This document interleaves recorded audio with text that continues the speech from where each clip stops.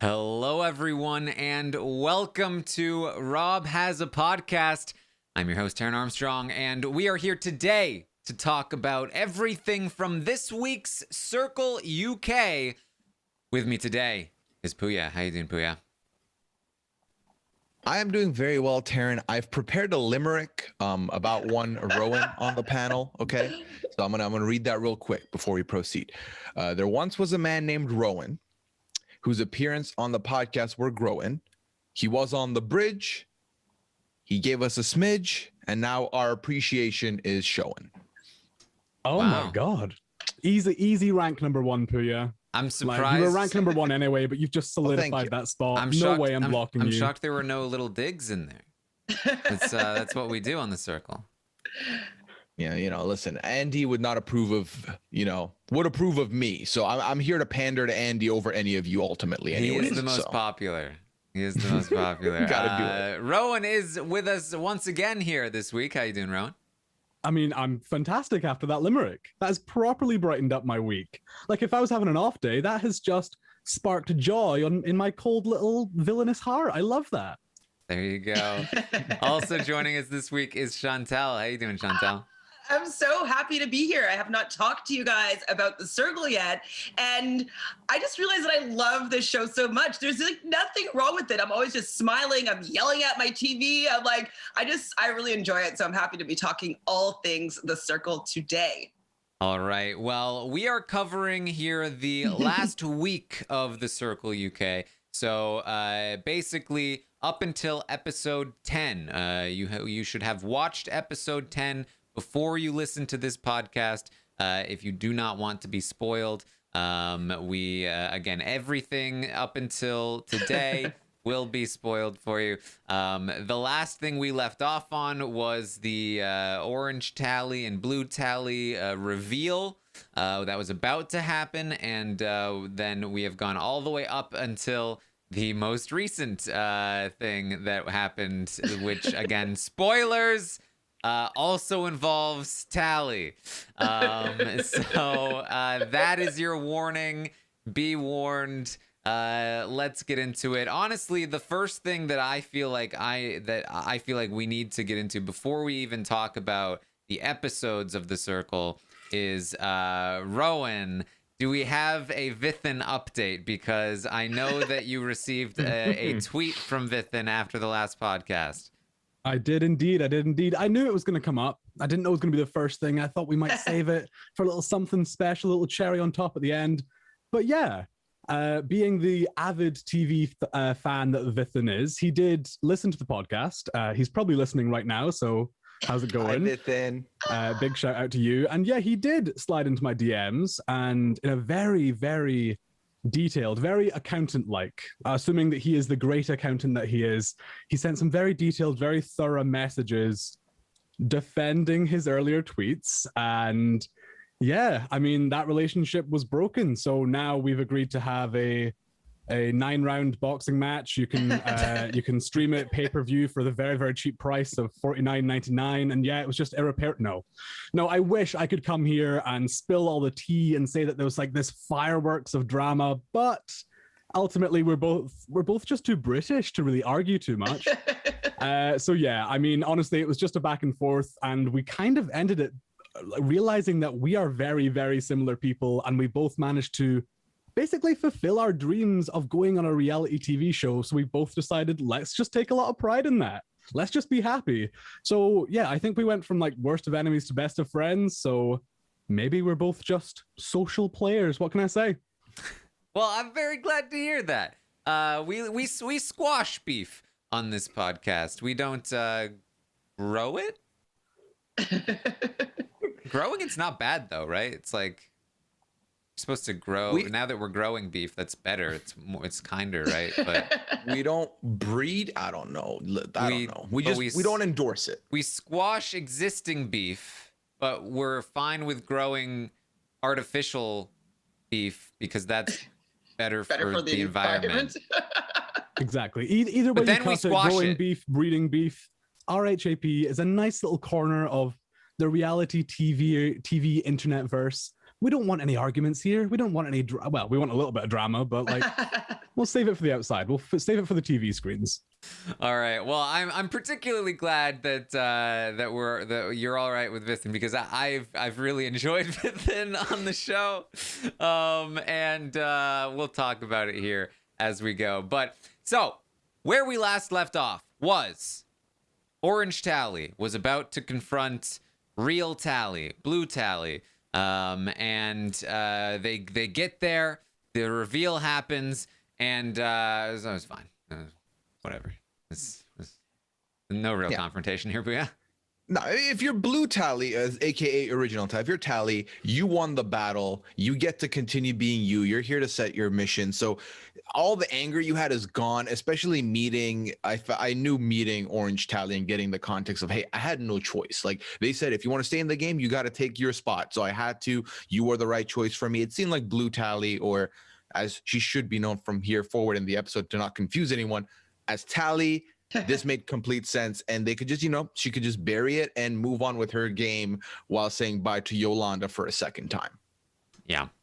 Everyone gets to be surprised that it's Chris again. But this was all fine for me. There's nothing too out of the ordinary here. We get two new Circle members, Dot and Felix. And they are going to cause some drama here. So now, let's talk about Dorothy here first. Old Dottie. Dot is played by an actor. Actually, I should have brought his name up here, but I did not. Anyone know the name? The name of this It's guy? Scott, I think. Scott. Yeah, Scott Page. Who is an actor. Now, I think an actor is a fun person to come on to play a catfish.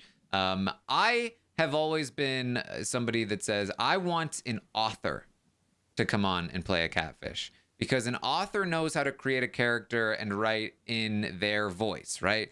Yes. A good author, at least. I would really like to see an author come in and play a catfish, but an actor is probably one of the next best things right here. Chantele, how do you feel about that? No, absolutely. That's what I've always been thinking. Like when you, as an actor, you're supposed to create these three-dimensional characters and have their life experience color whatever they're saying in a scene. And so, yes, I do think it would be, even if they had acting training, it would be good for them in the circle if they're going as a catfish. Because what I've been noticing is that all the catfishes, they just try to get out of conversations really quickly. And that's not really what real people do. They want to be in there and engaging with people. And so actors do know how to do that. They know how to engage with strangers. And so I think that, I think actors, writers would be really good to take on personalities in the circle. Yeah. I've been fine with Dot so far. I feel like she's fine. Like it's she can have some fun moments here and there, but I'm not getting a ton from Dot, Rowan.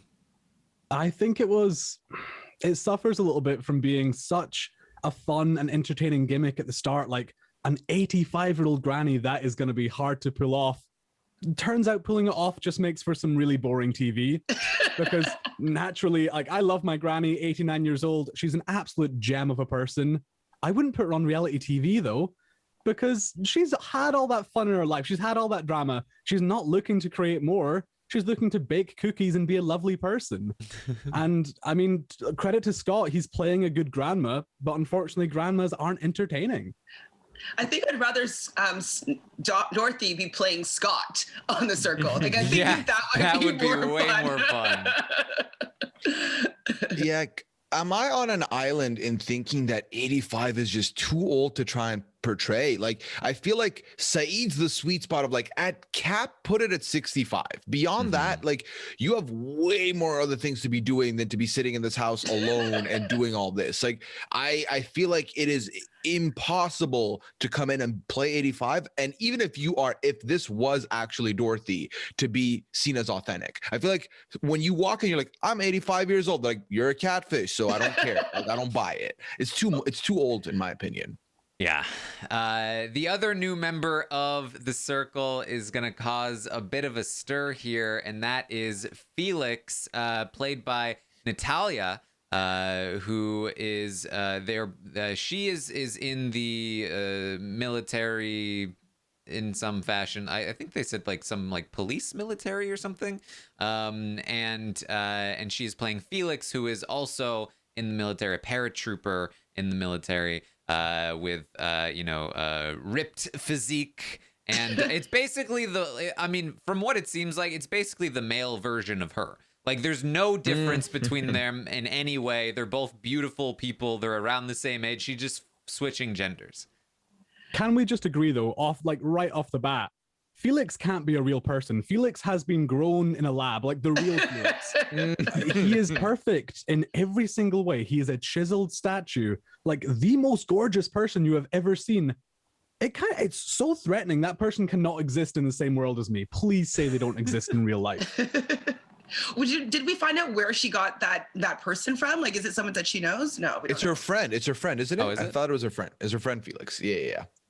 I believe so. So he's real. Yeah, it's one of her guy friends. I think, we've talked about this before. What's the best choice for pictures? What's the best choice for a profile? I feel like choosing a brilliant specimen is good for like the immediate brownie points of like, ooh, eye candy. But then the more and more as you see these pictures, and I'm like, yep, someone literally handcrafted this, man. These abs are a 10 out of 10. Like, someone definitely put in the work. So to me, it's like you want that bit of imperfection, the bit of like, ooh, I see a bit of myself in you. I'm goofy, I'm imperfect. But when someone's built like, oh yeah, I can eat all this food and I can look like a god and I dance and I can draw and I can do, it's like, okay, Felix, stop flexing on me. Okay, I'm not good, I'm not perfect. Is that what you want to hear?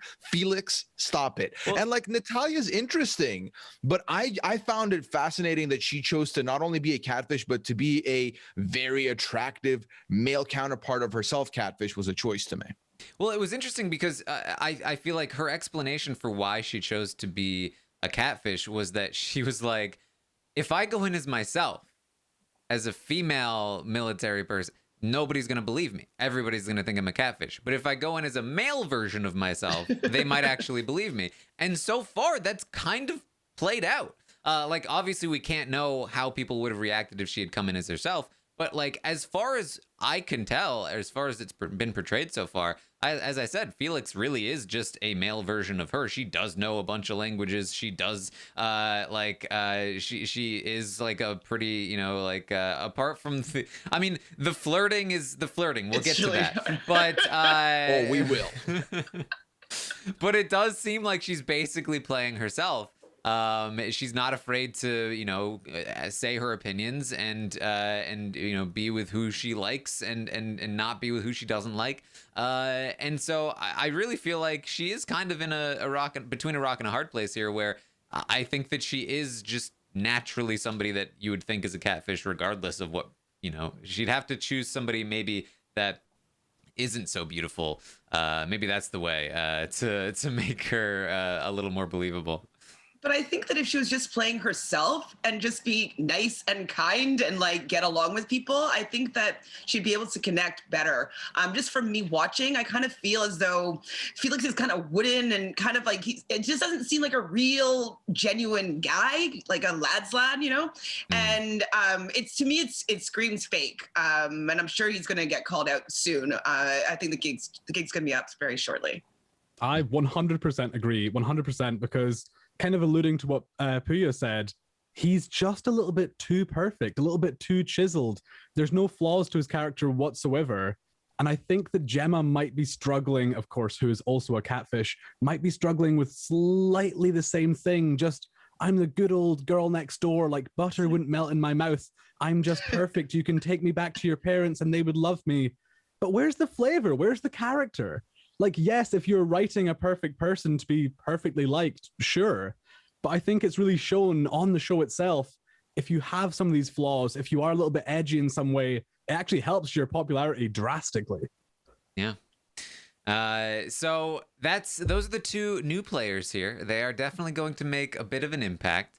I think we probably had like hints of this before, but a major storyline that's going to pop up over the last week is that Manriqua does not like Gemma. She is not a fan. And so we're going to be hearing a lot about that throughout the coming week, and really, it feels like Pooya, you said that you've kind of turned around on a lot of people. I mean, over the last week, correct me if I'm wrong, but Manriqua has taken a massive heel turn here. She is the villain of the show. What a fall from the heavens. Like, yes. Genuinely, last week I was like, Manriqua's out here she's got her geezer gal in Tally. She's working a relationship with Uncle Saeed. Andy's respecting what she's doing. She's got like a bit of a weird, like, we're both goofy people that are getting like pickup lines shot on each other with Billy. Like, was there anybody who had anything bad to say about Manriqua? No. And then this week, and there's a lot about her to talk about, because I think outside of Gemma, she's been like the main picture of the focus of the week. She's really gone the other side. Like, I know that Twitter has soured on her completely. Just reading, if you go hashtag the circle, you will see everything people have to say about her. It's been a wild fall from grace. She is, but I want to commend moments of it. There are moments to her game where it's definitely strategic play, whether or not it's seeded in some emotional stuff that has been wrapped up in some flirtation that need not be taken as seriously as she did. A lot of that there. But yeah, no, she's 1000% the villain of the season right now. And if you had asked me last week, I would have said Manriqua's our sweetheart. She is our sweetheart. She's the poster for like the fun girl next door that everyone's trying to chill with. Not to be said right now. I'm actually shocked because I've been watching, because I watch it all pretty condensed, and she's my favorite person in the house right now. I'm with what happened this last episode, things are kind of iffy, but I really enjoy her commentary. I enjoy what she says, like, out loud. Like, I enjoy her, being like, I hate what she's saying, but I'm gonna go say this instead. Like, I think that she edits herself, and I think she presents herself pretty well in the circle. So I like her a lot. Chantele, I could not agree more. She's my favorite. She's hands down my favorite. And it is safe to say, especially in the Twitter sphere, Manriqua's popularity has plunged. Like, Manriqua's popularity line chart has plunged all the way through the floor. Her stocks are at all-time low. But for me, just episode by episode, I've been liking Manriqua more and more and more. And we will get to it. But the whole Tally fiasco, for me, that's just the cherry on top. I absolutely adore it. I love it with all of my heart. And honestly, I want more. I want Manriqua to fully embrace the villain role. I don't think she will. And also, if you're watching reality TV to have these like lovely, well-rounded, emotionally sound people, you're in the wrong place. You're in the wrong place. We love our contestants to be edgy and to make wrong decisions and to just make us elicit emotions, and I think Manriqua is doing that. Yeah, the two most polarizing people of the week are Gemma and Manriqua, and they've both been polarizing because they've done stuff that people love, they've done stuff that people hate, and they've told the line of I'm good, I'm bad, I'm good, I'm bad, I'm good, I'm bad, and that is compelling TV to watch, and that is the reason why we're sitting here today all excited to talk about this week's Circle, like, genuinely. Yeah. So really the big cause of all of this, the thing that sets all of this in motion is that first of all, Gemma feels like, okay, Felix, perfect match for me, and they get a little bit of a flirt on, but then Manriqua goes in for the flirt on Felix after a round of snog, marry, avoid, and this like if Gemma went in with the flirt and was like ooh teehee, I'm being pretty forward, you're gonna be my action man, like, oh boy, like this is a bit fast. Manriqua was like she had hit an in ground home run like right away. It really felt like she was a little tipsy as she first had this conversation. She was like, oh, I'm gonna do this and this. It's like, whoa. And things get pretty wild. Like this. So this is something that we talked about for the Circle US, was that the flirtiness was super cringeworthy and people did it all the time. And we haven't really seen that in the UK yet until now. And here it is, because, oh boy. I love just the polar opposite of Felix and Gemma flirting is like, oh, I can hear wedding bells. Like, their kids are going to be so cute. I can see them living in a cottage. And then Felix and Manriqua, oh my God, like, wham, bam, thank you, ma'am. Let's get jiggy with it. Like, cut to the chase. I love that change. I love the juxtaposition of that. I think it's so funny. I just like how uncomfortable it makes Natalia. Like, that's my favorite part about it, because it's just like, she's like, what am I getting myself into here? That's my favorite part of the flirting for sure. It's fun because you can see it with Natalia, who basically knew coming in. We had a person in the Circle US who he came in as a more attractive guy with under the impression that if I get my flirt on, I'll get further. And I think Natalia kind of had the same idea with Felix can get a flirt on and move forward. But then every time Manriqua gets a little bit more into it, she's like, all right, but then I turn the shower on. It's like, hey, if you don't want to do it, you don't have to do it. But she's like, I can't stop myself. I gotta one up Manriqua here. And Manriqua's really not leaving anything on the cutting room floor. She's hitting send with full force on every single message here. Yeah, and she starts it too, which I think is very fun, because I'm noticing a trend in the circle where people will always do this, like, I don't actually like this person, but I'll indulge them. I'll indulge them with a flirt. And then it's very clear that, like, they are incredibly invested. And so, but like, don't lie to us. Don't lie to us. But Felix comes in with a, like, good thing you can cook, because, like, I don't forget what the thing was, but like really? That's the line from Natalia. I'm surprised that landed as well as it did. But yeah, the flirtiness is a lot, and it gets worse over time. Because it's, at least when it was like dirty talk, right? Like, it was like, this is just absurd, kind of like they're going back. They both know this is ridiculous, but it eventually bleeds into like middle school romance, I think. Yeah, like, I'm going to send you a sheet of paper. Check yes if you like me. Check no if you don't. It really got there. And it's baffling to me because obviously with regards to, you know, showmances, or, you know, romance in a show of any kind, reality TV wise, you're face to face, it's different.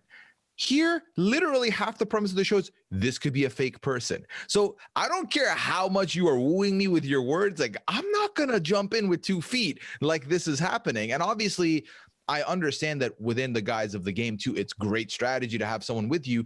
But is it great for that to be public knowledge? Is it? I don't know. So to me, it's a little bit more, okay, I think Manriqua's genuinely feeling stuff, and this is not just a convenient strategy thing. I've got to say from the outset as well, I've got a real love-hate relationship with flirting and showmances on the Circle, because here in the UK, and I know it's the same in the US, we have plenty, and I say plenty, of dating shows, and I avoid them all like the plague because they're awful. So I should feel the same about the Circle, but of course, in the situation that we're talking about with Felix and Manriqua, they've got catfishes, and it makes it infinitely more entertaining, because there's lying involved, because there's deceit involved, and it makes it for some really engaging viewing. So I think that showmances on the Circle, they can give us some of the best content. Like in series 1, it has given us the most iconic moment with Dan and Kate, or Dan and Alex, should I say. So there's real potential in the Circle for showmances, but again, yeah, the cringe factor is like 11 out of 10. It's really, it's like she gets asked out publicly in a limerick, and it's like, will you be my girlfriend? Oh, we are now boyfriend and girlfriend. Oh, I wish that we were holding hands right now. We've known each other for like 2 days. Where's the wedding bells? Like, this is legit. Like, have neither of them been in a relationship before? Do they understand how it works? Because this is really like a my first relationship play kit, and they're speaking to each other via text. It's like the blinders are really on right now. Yeah, I don't know if I would be falling for this, but maybe Manriqua's kind of playing into it and then is actually just getting caught up in it. And I think that Natalia feels as though this is what maybe a woman wants to hear. Maybe this is what she wants to hear. And she's playing this version of a man that would say all these cute, romantic, sweet things. And Manriqua's eating it up because she's on a show. Like, if you're Natalia, you're Felix, you just landed in the circle. Hey, this is an incredible move for you. Lock someone up, get someone and put a ring on it, and now be associated with them, because that gives you better ground to move forward with, because you have the big disadvantage of coming in way behind on the relationships. You literally put the ring on the finger. That's working for you by the looks of it here. But obviously, there's also the factor of there was a little bit of Goldilocksing with, like, I'm going to flirt with Gemma, I'm going to flirt with Manriqua. Oh, okay, this one is just right. This relationship will work, which gives you that impression that people get of you. And that really does fuel a lot of the impressions for Felix moving into this week. Yeah. So we'll circle back to to Felix and Manriqua. But in the meantime, Vithin is going to open up to Andy a bit after being one of only 2 votes against Tally, Blue Tally. Vithin is feeling a little bit vulnerable. He knows that Andy is popular, and so he's gonna open up to Andy about, kind of feeling like he's been left out in the past. And he, he came to the circle to really sort of explore this opportunity to play a game where everyone's on equal footing. And this was genuinely touching here for me. And that's what we love about the real people that go on the show, is that you get to see these moments and you get to see a little bit about who they are and their genuine personalities and feelings and where they've come from. And so I was tearing up in this moment. I'm like, oh, you could tell that he's a real person. He's not a catfish. You know this. And so I like seeing those moments. And I mean, I know it's for the show, but I always prefer the real people. And I find it, obviously, everybody else really entertaining, but I'm always team OG real people. I think we can all agree as well. Vithin mentioned that he was mercilessly bullied in school. I think we can all unanimously agree on the internet and part of RHAP. Sincerely, a message to the bullies. If you guys could just board a rocket and maybe fire yourself into the sun, that would be ideal. Honestly, thank you guys if you could do that. Because yeah, of course, Vithin's opening up moment was fantastic to see. It really was. It was heartwarming. It was touching. And honestly, Andy was the perfect person to open up to as well, because Andy wears his heart on his sleeve. If there's anybody in that circle that's really going to respond well to this, it's Andy. Yeah. And Andy's been growing on me over the week. Now, granted, he's made some bad calls, and I was a little annoyed at the end of the week. But in terms of I've been worried that there's gonna be a little bit of self-righteousness to the I'm a genuine person, anyone else is bad. And there's a little bit there. He has a conversation with Gemma that I'm sure we'll talk about. But I feel like it's not nearly as pronounced as it has been in the past with Andy, with other players in that role. And does feel like he is just there for genuine connection and to meet people and to be kind to them. And he also does understand it's a game, but he's also just kind of being a good guy. And so I'm okay with Andy right now. I'm very curious to see, in my opinion of Andy, definitely will hinge upon how he reacts to the latest events that we'll get to. But yeah, I definitely thought this was a good call to go to Andy, and this was a very nice conversation. But yeah. Yeah, I think that, with regards to these shows, obviously everyone's there. The money's a big factor. You want to get £100,000. That's a lot of money. That's a lot you can do with that. But I do think that, a lot of reality TV, especially the competitive ones, is people from different walks of life coming together, getting new experiences. Vithin's someone who's been very open from the beginning that Vithin doesn't feel like he is the popular one. He is here to prove something to himself. He is here to try something new. It's scary. He's mentioned just getting out of his own bubble to come try this out is a big triumph for him, and he's very proud of himself for that. So I commended him. It's not easy to be in the minority group again with the voting, and then to come back to the group and be like, hey, I defied what everyone else did. So this was a a good bounce back. Andy was the right choice. And we will definitely talk about Andy because I do sense some stuff that I'm going to put out there that we can discuss. But that's for later. All right. We're also going to get a little session of adding some new photos, and you can make anonymous comments on them. Vithin, of course, is going to take the opportunity to troll, which I love every single time. We get a little bit of Saeed suspicion. It seems like a lot of people are suspect of Saeed in the game, and some Gemma bashing. That's what we got here. Of course, some Gemma bashing. There's Gemma bashing all weeks from all direction. But yeah, I mean, I think the one thing I take from this game, because it was entertaining seeing some more photos, when it comes to these games, anonymity is key. Anonymity delivers content. And I think they may be sort of wisened up to that because a lot of the games that we have this week involve this sort of anonymous process. And we will get to, oh my God, we will get to portrait mode, which so good. Oh my, we'll get to it. We'll get to it. Honestly, every guys, single time they do this game, it's amazing. But yeah. But yeah, I think anonymity has to be the key going forward. Yes. We get some catfish hunter chat with Gemma, Saeed, and Andy. Andy mentions that he sees Dot kind of like he sees Saeed, and I don't care about how he sees Dot really, but I do care about how he sees Saeed, which is that he says he wants Saeed to be true, but he doesn't believe necessarily that he is, and he'll need to talk to Saeed about it at some point. And that's again a kind of a recurring theme here with Saeed, is that people don't necessarily believe that he's completely who he says he is, but they do like Saeed a lot, and so there's a little bit of conflict there. Dot and Saeed are also going to start up a little flirty thing going on, and this is this is pretty fun, I guess. It's much better than the other flirting, Chantele. Definitely much better than the other flirting, is because they're both catfishes playing somebody else. So it's just, all of it's awkward. They're both older. And so they're both allowing each other to get away with whatever each other is saying because they're just trying to get away with it themselves. And so it's just allowing them to have this weird little flirtmance happen without really calling the other person out, just because they know that they're also deceiving. So it's fun to watch, to be honest. Mm-hmm.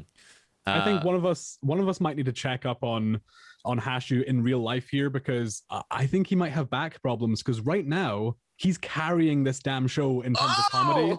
Oh, yes. He is the only comedic presence that I care about, and thank God that he's there, because he fully fills that quota. Like, he's honestly had me cackling at some points. Not a lot of shows let me do that, especially reality TV. Hashu is so funny. Funny. Hashu's hands down my favorite person we've ever had in the circle, ever. You know, as a brown guy, having another brown guy on the show is great for one. And then for him to play this Saeed character and play it so well to the point where people are pretty much like, listen, I think he's a catfish, but I don't care. Like, that's how good he's doing it. Yeah. That's how good he's doing it. And he toes this line magnificently of, I'm going to play a 65-year-old, but I'm going to talk about farting. I'm going to play a 65-year-old, but are you a virgin? Like, he really does toe that line well. And the comedy keeps coming with him. And I love every bit of it. I love every bit of Saeed. Hashu's brilliant. And I'm just so happy to be watching him in real time play out. Yeah, it's very fun. I've enjoyed Saeed a lot. We're then gonna get to the Nana chat. Nana chat. This is where Dot is going to open up a chat with the Geezer Gals plus Gemma, and this is when Gemma kind of opens up about feeling a bit like an outsider, especially after all of the stuff with the photos. And this is when, like, Gemma is trying to get in with the women. And this is really when the split happens between Manriqua and Tally, because Tally is like, oh, this is so sweet. Like, she's opening up about feeling like she's left out. Like, I can relate to that. I like that she's opening up to me. I feel like she's giving me something now. And Manriqua's like, screw her! I can't believe she's doing this! Obviously, both Tally and I know that this is BS. I don't want her getting anywhere near me, but I've got to be nice. So I'll pretend that I accept it. And so they're doing that. And then I thought was really funny is that the entire time this conversation is happening, Dot keeps interjecting like, hey, this is about Dot. You guys have your own drama, but this is a Dot. This is Nana Chat.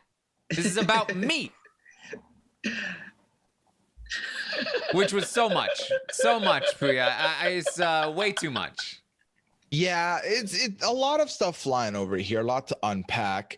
Basically, this is where you see Manriqua playing the game. She clearly, for whatever reason, whether valid or not, does not mess with Gemma at all. I don't know if it's she sees right through what exactly was the catalyst for this, but this is for me personally where Tally starts changing in my views. We talked about Manriqua a bunch now. We've talked about Tally. Last time we left it, I was like, Tally, you're doing too much. Why this is not a big deal. But Tally has been such a warm presence in the show, so accepting of everyone and anyone that I've loved it. I love that she was like, no, Gemma, come here. Yeah, we're team now. It's good. Obviously, Dot has her own agendas with all this chat to like get in the good graces of everyone, but you can only do kiss, send so many times, Dot, before I just like you fade into the background with all these big personalities. So do better on your own. But this was fun to see because I do think this is where Manriqua starts, kind of feeling herself a little bit of like, I've got good energy. I'm feeling good. I feel powerful. I need to be in control. I'll be okay with her for now. But if I have anything to say about it, Gemma's not long for this world for me. Yeah. And I'm totally with you on Tally. At the end of last week on the podcast, I was like, I was kind of hoping for Orange Tally to win out because that would have been more fun. And Blue Tally's not really giving me much. By the end of this week, I was like, how dare you? She is a gem of a human being. I was there.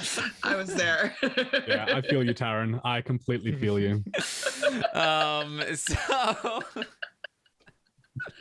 we're going to get a Circle siblings chat between Andy, Vithan, and Manriqua. This is when she talks about how she is digging Felix. But this alliance here, the Circle siblings, is definitely this is one that like it really reaches across different groups because Andy's in with Gemma and Saeed and Dot, and Manriqua's in with Felix and Tally and I guess a little bit Gemma, and then Vithan is kind of a little bit out on his own here. He's still got Billy at this point, but so this is really, I think this is why the power structure rests between Andy and Manriqua for this week, is that this whole Circle siblings idea. Yeah, absolutely. When it comes to the Circle, the alliance chart is so many like different threads going everywhere, kind of looking like James when he's got Billy in the center of his board. Like it's very, very hard to decipher. But as Taran said, I think this sibling chat is really the core, maybe the strongest alliance. I don't know, because they have sort of like toes everywhere. They have voices in almost every conversation, and that makes it so powerful. And I believe Manriqua, Saeed, and Andy, they're all from Birmingham as well, so they have like a geographical connection. So I mean, like, you don't want to betray someone that might live down the road from you. That Brummy link, yeah, definitely. They're vibing hard, and like Andy especially, I think, and this is why I think someone like Saeed is in a better position if the game was about to finish next week, because everyone sees Andy as the head of the snake. As the father figure, as the main head of the table. Everyone is seeing this so much so that even if they don't have that big of a link, they're like, if I warm up to Andy, I'll be fine. So like that's the one person I'm going to try and keep connection with. So I do think that these three, like this is the stronger connections are with these three, and they've kind of got hands in every cookie jar. But I think Andy is the cookie jar. He is the cookie jar. He's just in control of pretty much everything to me. So do we know, like, is it been taped in advance, like, or is it like happening it is in advance? Okay, because it feels to me as though Andy's getting kind of a winner's edit, kind of. I was kind of like, it seems like they want us to like him, and I do like him, and it seems like it's everybody's coming to him and it's his story that's being told and he gets to make the decisions of a lot of things in the game. And so I'm not sure if they're showing us this for no reason or it's because like he's going to be taking the top spot at the end. So that's what's been happening with me this week, is that I feel like it's Andy's game to lose right now. I mean, I think it feels that way for me because he is the center of attention right now, right? And that's usually not a good place to be. I would actually be very surprised if Andy won this game, considering that he has been at the top for so long. You know, being in that position means that at the end of the game, people are going to be like, can't rate Andy too high. He's the most popular. We got to just maybe strategically knock him down a few pegs. Yeah. And I also, you know, since the previous seasons have aired live, this one is the first one in the UK that has been taped. I'm not sure like how their editing works. I think it's the same production team that made the Circle US. So I definitely did get a sense that in that season we had a little bit of a winner's edit. But it's hard to know. I think that we've gotten some decent coverage of most of the players. Like we see a decent amount of Vithin, even though he's not really involved in many of the big decisions. We see lots of Gemma. We see lots of Manriqua, Tally. I do feel like we kind of do have everyone's perspective. And I do think that the Andy coverage right now is real to or true to the experience, because they're all talking about Andy's the guy. He's the most popular. He's always making the decisions. Like, you know, he Ro in the chat, and he's in the Tim position a little bit. And I agree. Definitely. I get big Tim vibes, especially with the whole like the authenticity hunt of like, I need to make sure that you are the most authentic person. All right, bring him in for examination. Let me see. True. Okay. Yeah. I think he's being honest. There's a lot of that with Andy. And I mean, we've talked about this last week. So far, he's still in the middle as far as like, is it getting to the self-righteous era? Not yet. It could potentially, with more people coming in, more reveals of catfishes could help, or, you know, like whoever gets unmasked pretty much. So I do think Andy is in that position. Honestly, though, if I'm looking at this and I'm thinking who looks like they're in the lead, because like you said, Taran, especially when it comes to the end, these are all like, we've seen a lot of strategic voting this season so far, which makes me believe more than ever the final ratings are gonna be just muddied with strategic voting. Someone like Vithin, if Vithin's at the end, Vithin might be collecting this check at the end, because everyone's gonna be dumping each other into the ground. Someone like Saeed, maybe if Saeed keeps not ending up getting first and second, and is like liked but isn't in the top two, like visually, not a bad spot to land either. So as far as editing goes, it's been pretty balanced. And someone did mention Celebrity UK. I did not see the winner coming a mile away. So I didn't actually. Anything can happen here, truly. We should also acknowledge we're only halfway through. Like, these people's stories are only half told, and we could have a complete heel turn like Manriqua, going from probably, if not the audience's favorite, to like second favorite at least. Now she's despised. I love her, but like Twitter audiences, sort of like Ma and Pa on the sofa, they hate Manriqua. So yeah, these people's stories could turn on a heel, turn on a dime. I mean, really, the thing that you kind of want in the circle is to go heel. I mean, that's what Big Nasty did. You know, that's what Kate did.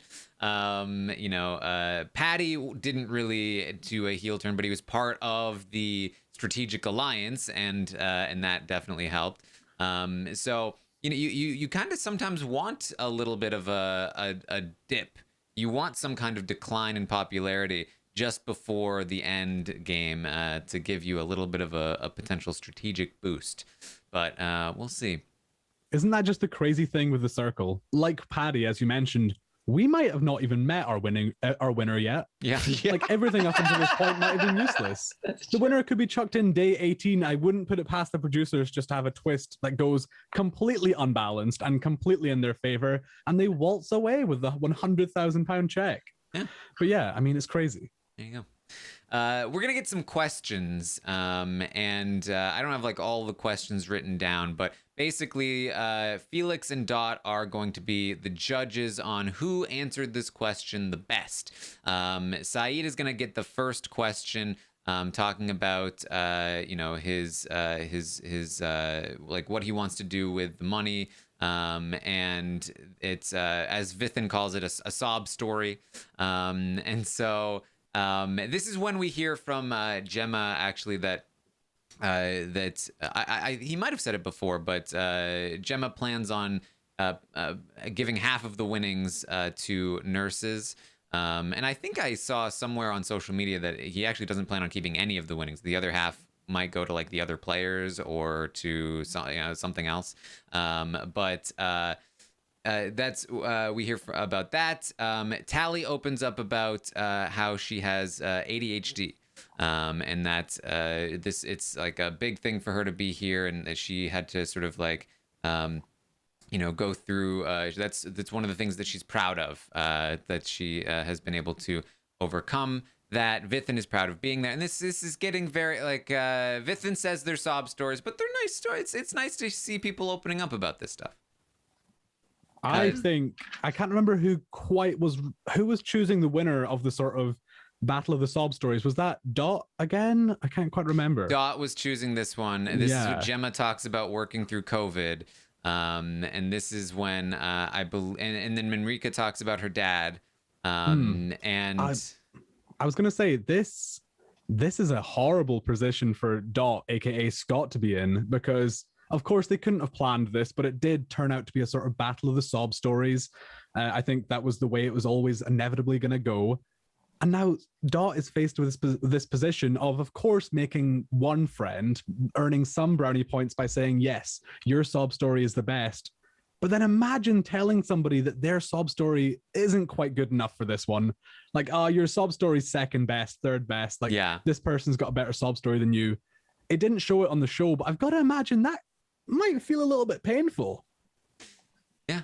This thing I just opened up about, like, it's hard to open up about like I just opened up about having ADHD, right? Like, and then if you're not chosen after that, it's like, well, I guess my vulnerability wasn't good enough. Like, that's the worst possible scenario. Yeah, I mean, the other part of it too is like, I just bared my soul, talked about my hardship. Nice, they're gonna give me a beer for it. Awesome. Like, you're like, the stakes to which you're bearing your soul for are so small in the circle too, that like if someone sees it as just a ploy to be getting goods, that's not great. But with the circle, you should always take it with literally the ones that are being real are opening up about their history, and the ones that are catfishes, whether or not they're lying about it, are also talking about something from a real place. Like when Gemma's talking about the nurses and COVID, I mean, I don't think, yes, he's not a nurse that went through COVID, but he's definitely channeling that, thinking about them, and bringing that up is still, he has thought about it. He has felt that for them. He feels that sorrow for them and is using that story. But these parts of the episode get very heavy, because obviously you're learning a lot about people in one hit. Within a span of 10 minutes, I've learned about everyone's trauma. It's a lot to sit through. But hey, you get a spot treatment if you say it right. So. But whether or not they win in the end, I think it's a really good opportunity for them to show a part of themselves to everybody. And I think it's going to be useful for them to like touch up on a conversation, or if you related to them in a certain way, it's just like a conversation point that allows you to connect better with people. So it might not get you the win, but I think it could serve them really well later on in the game. So it's still a plus, I think. I think in that situation, it's essential, especially once you see the sort of flow of the conversation, because I've got experience with it. I was on a game show for £100,000 conveniently, and like the same conversation came up in the early days. We're all sat around the table. We all asked each other like, oh, what would you do with the money if you won it? Unfortunately, I went first, and I did not read the vibe of the room. I was completely off. And I said like a joke answer like, oh, my unicycle broke and I'd buy a replacement one, which is true. And then, to my shock and horror, we go one by one down the table. Every single person says, or just opens up their heart and says, I've got this person who I would spend on. I've got this person. And hand on heart, every single person said that they would donate it to a charity. Now, my show's said and done. Has any money been donated to a charity? I don't think so. I really don't think so. But they said the right thing at the right moment. It doesn't matter what you're actually going to do with the money. If you have an opportunity to sort of spread your story, you have to take it. Yeah. And this is a big miss for both Billy and Gemma, I think. Billy, who says he will spend the money on like a car and something as trainers. Shoes. And then also like, who do you admire most? Michael Jordan. Michael Jordan is probably the person. And Gemma tries to go for like a joke and gets all beggy, which was just a terrible look here. And so ultimately, Vithin is chosen for the final round. Vithin chooses Billy to do whatever the thing was with him, which means that Gemma is the person left out of this round. And that's bad news for Gemma. Where did this come from, by the way? All of it, like one moment they are playing a lighthearted game for like some beers, some tea, and some spa treatment. Then all of a sudden, the losing player, like it wasn't even set out at the beginning that there would be a losing player. The losing player is now landed with like a horrendously unbalanced twist that risks their entire existence in this game. It took me by surprise. Let's just say that. Basically, it all came down to, okay, so you as a player do not have a pair in this game. Good. We're going to make your game harder because you don't have it easy. So here's what we're going to do. And it's called the Assassin. So this is clearly something that either they were planning on trying regardless, but we haven't had anything quite like this in the prior seasons of the Circle UK. This is very much more closer to like the Big Brother mechanisms that I'm used to in North America.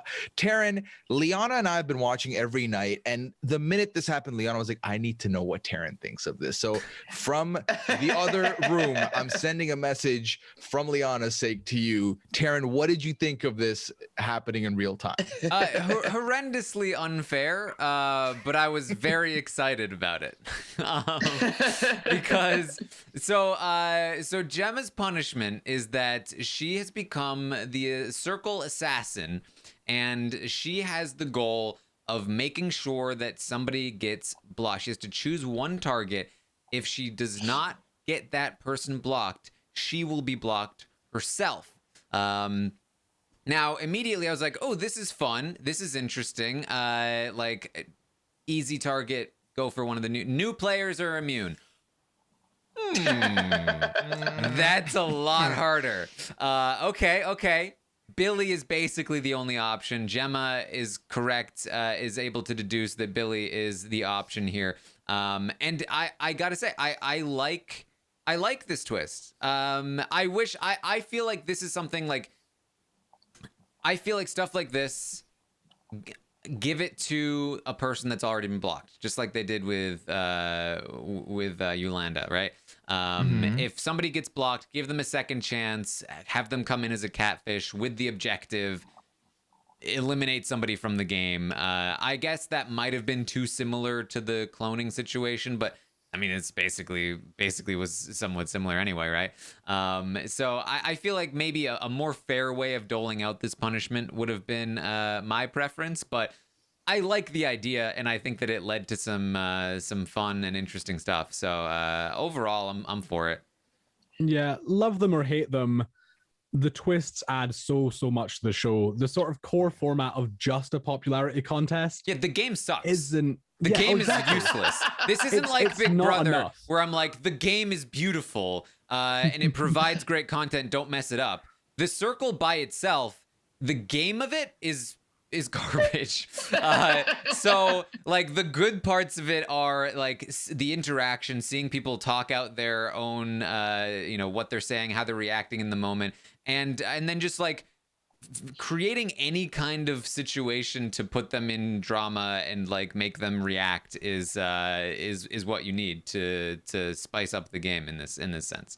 Oh yeah, and are the twists horribly unbalanced? Yes. Are the twists like horrifically unfair? Yes. But that's just what makes the show special. And it also forces everybody to strategize a little bit more. There's not that much strategy in the circle. Like, yes, there is, like with you, how you rank people and like what you say to people. Yes, there's strategy going on. But like when you have to figure out what you're going to say, especially if you're a catfish, to a certain person to get that person out of the game, like it gets them thinking a lot more. And I like seeing that. So I find them fun. Twists are fun here. Exactly what you said, Chantele. I've mentioned it a couple times, but sometimes us little like mild-mannered British people, we sort of need a nudge or just sometimes a full-on push to be strategic, to play the game. And if the twists do that, I agree. Just let them do their thing. My only qualm, and this is definitely coming at you results oriented here, was that I didn't want Gemma to have to do it, because Gemma is already someone like James has already proven to be a strategic player, not just because he's playing a catfish, but because he's doing some underhanded things to try and get further with other people, try and pull at the heartstrings. So it's someone who I know is capable of playing the game. So making him do this, obviously it's hard, but I just felt so bad the entire time, because in order to survive, Gemma essentially has to wreck her own game to the core by pushing such an agenda and like putting Billy in the line of fire and trying to do everything you can. Every conversation we saw from Gemma from there on out was so intense, so like charged, so all capsing, sending fireworks. Oh, we got the winners of the World Cup wrong. Like literally, like anything you can to get this going. I felt so bad for Gemma, because all I could think of was, even if you survive, do I see you having longevity at this point? And it's terrifying to see how far you're gonna go. Yeah, I gotta say, I like Gemma. I think he's really fun to watch on the show. I love the juxtaposition of this massive dude with a couple of dogs playing Gemma the nurse.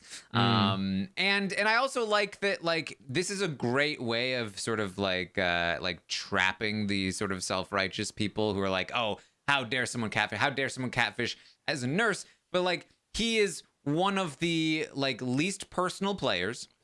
He's very rarely mean to anyone. He is going to be donating half of his money to nurses and then giving the other half to the other players, the other finalists. Somebody confirmed that to me in the chat. And so like, egg on everyone's face if they think they can judge this guy for catfishing them on a game about catfishing. And so I really enjoy him, and I like that he's strategic. I do not necessarily always agree with his tactics. I think that he blunders quite a bit here. First of all, with the begginess in the question round previously to get him in this position potentially. He had the nurse COVID thing, he went for it, but he did it poorly. He was just like, working through COVID was hard. Like, tell a story about working through COVID. You would automatically win that.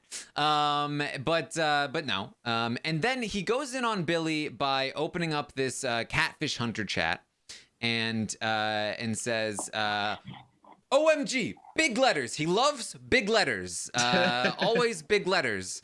Exclamation mark. That Billy is definitely, all caps, a catfish. And it was like, chill. It's like, cool.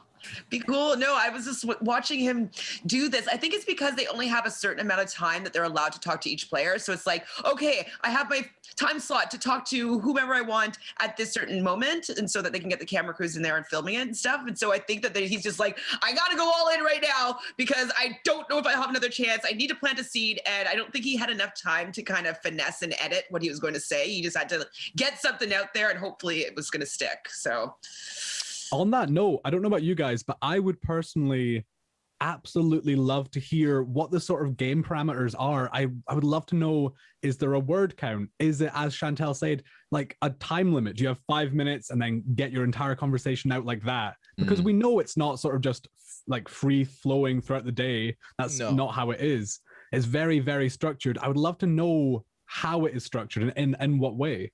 So Taran, you can clarify any of this if you have more info. I believe, because I went through a rabbit hole last year of trying to discover it. I think they get like a finite number of you can initiate this many chats a day. Yep. And then if someone else initiates with you, that's lucky, more combo for you. But you yourself get like a specific number of circle, start chat with blah, blah, blah. And then I'm assuming they're on a time limit that they just can't keep chatting. So then that's a whole other thing. But the urgency to which Gemma was going with this, you could tell I have 24 hours. I got to lock it all in. And here's the thing. I 1000% believe that a lot of these chats that Gemma had were too intense and were not 1000% great. But because of the fact that there wasn't a lot of time, it was very effective. And I would argue almost like flawlessly up until one combo shook things up at the end. Well, see, I felt like, okay, I get that maybe he needs to go a bit dramatic here to make sure that the point gets across. However, I thought that immediately a mistake was made when he made a claim that was easily contradicted, right? He says, Billy didn't even know who won the World Cup. He doesn't know anything about football. And it's like, that's bad, because all somebody needs to do is ask Billy who won the World Cup or anything about football, and you will come across like a liar, and this could easily backfire. And we saw that very nearly screwed him up. I think all he needed to do was say that, like, oh, he slipped up and, you know, said something wrong, said like that he said he was in his 30s, or like he referred to himself as a woman, like something that can't be contradicted. And like, why would anybody not believe you when you say that, right? They have every reason to believe you and no reason to believe him. But when you give out specific things that can be contradicted, that's where the mistake was made. And like I said, I think it very nearly cost him.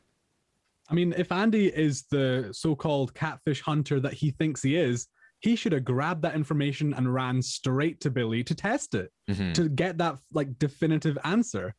But I mean, hey, he's got to work up to that title. He has not earned the catfish hunter title yet.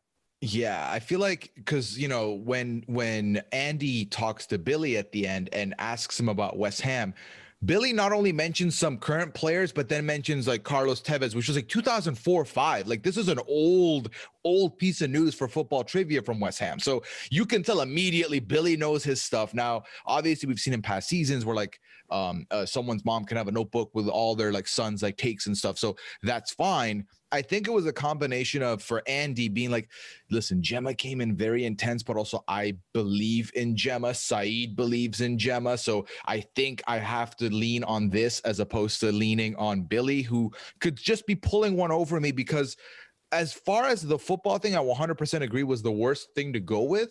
But also with that little time left, maybe it's like, okay, maybe that was too good. Like, maybe you named too many players now. So I feel like Andy just played jump rope with it all the way to the end there of like, I don't know where to go with this.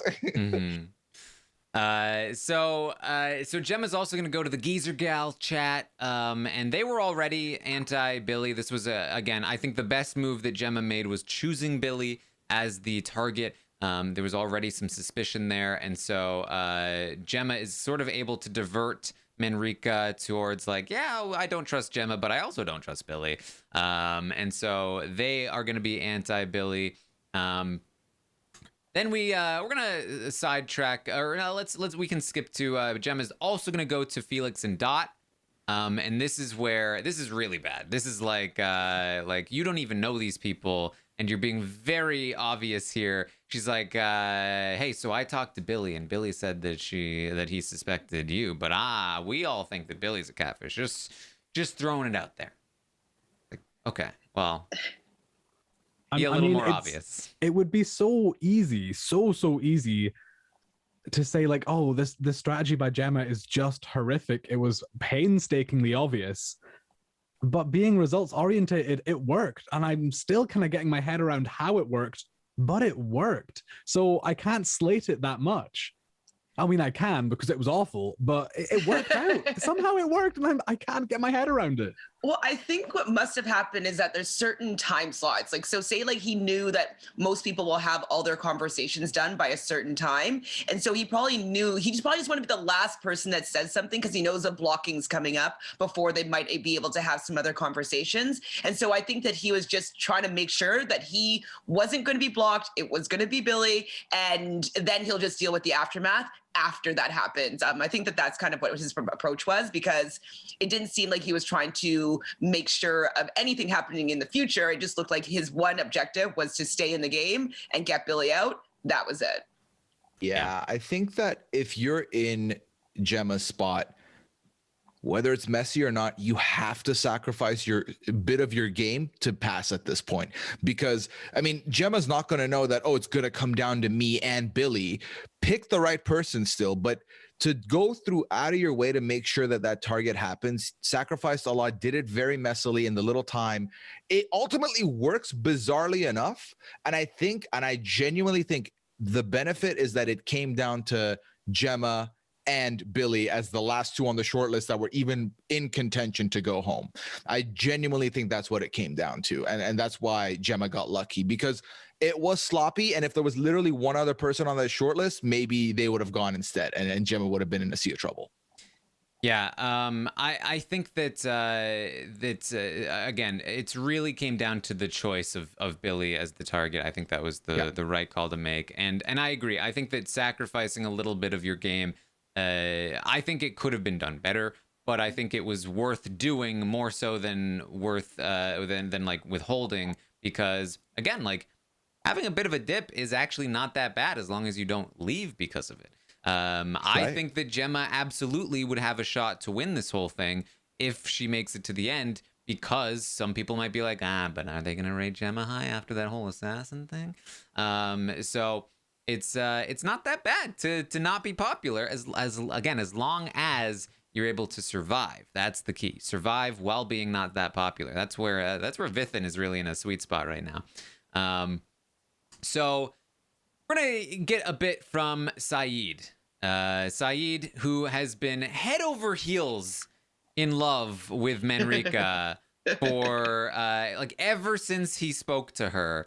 And this is going to be a storyline, and it's very funny to me because Manriqua's in this middle school romance with Felix, and Saeed is having a middle school crush on Manriqua, a woman he barely knows, and is like head over heels for, writing poems about, and talking about like, oh, there's this other guy that's better looking than me. It's very annoying, and it's very funny.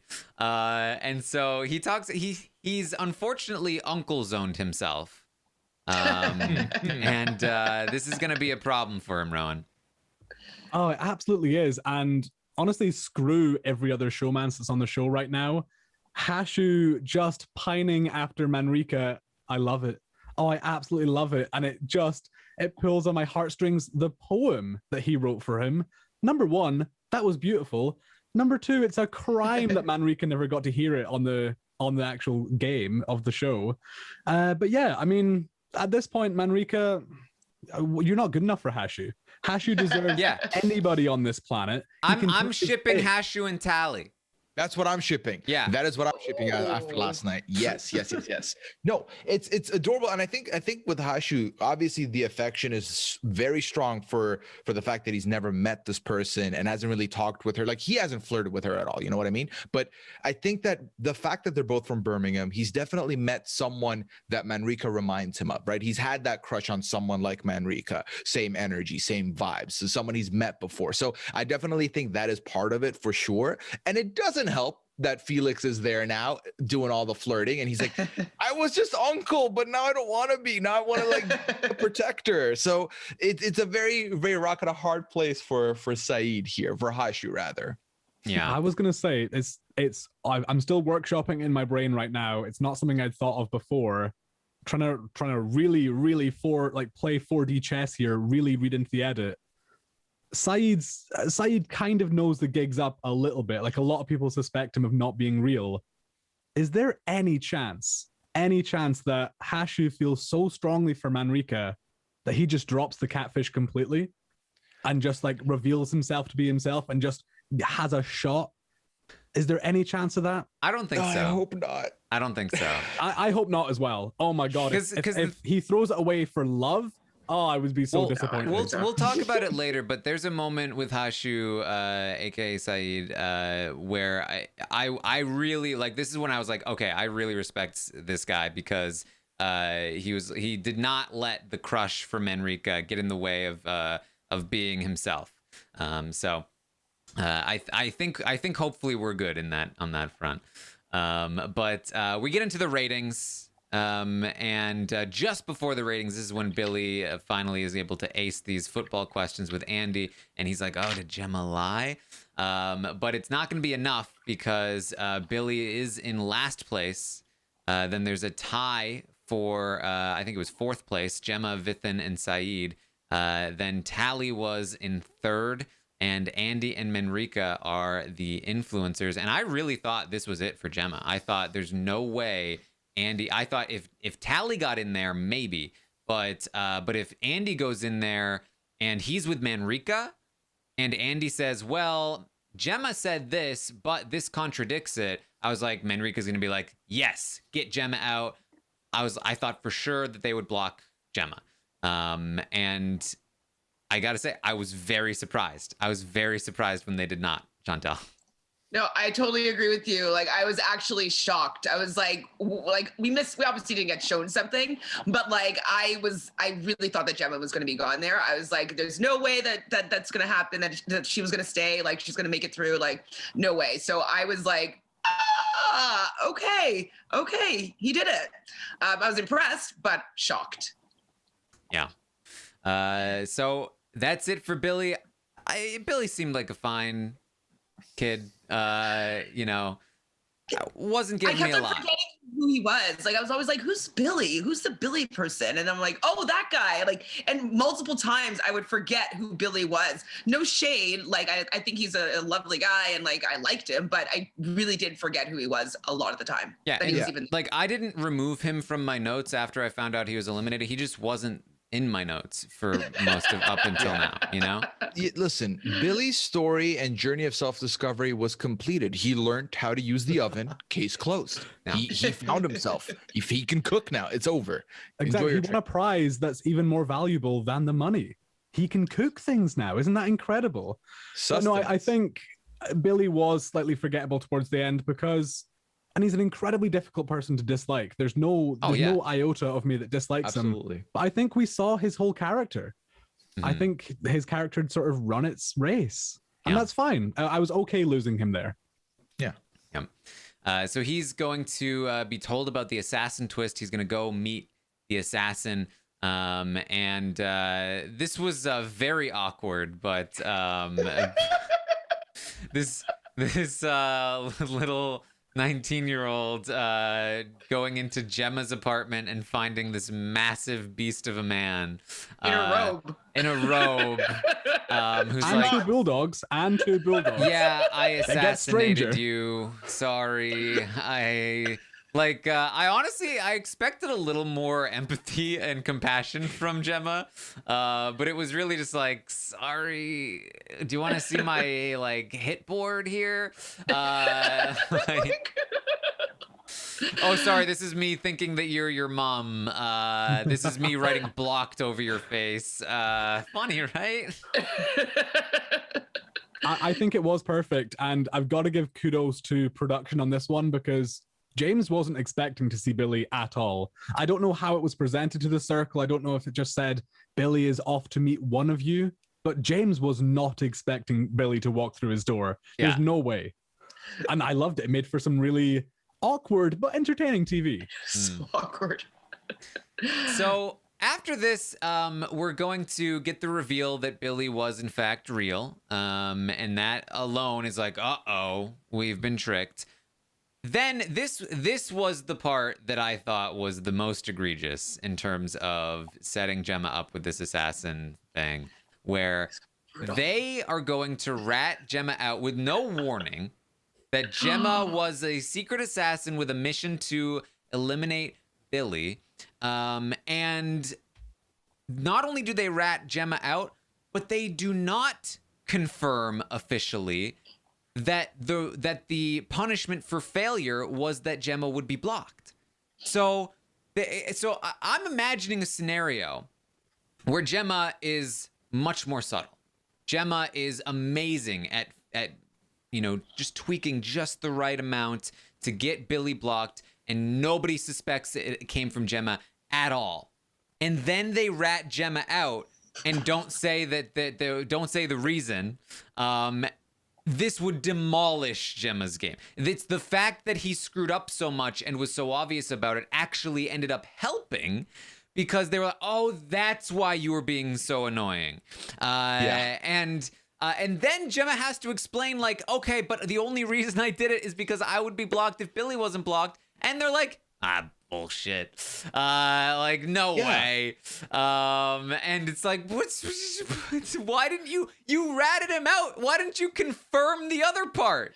Yeah, that's like giving someone the whole recipe to like a turkey dinner, but not saying, and leave it in there for 8 hours.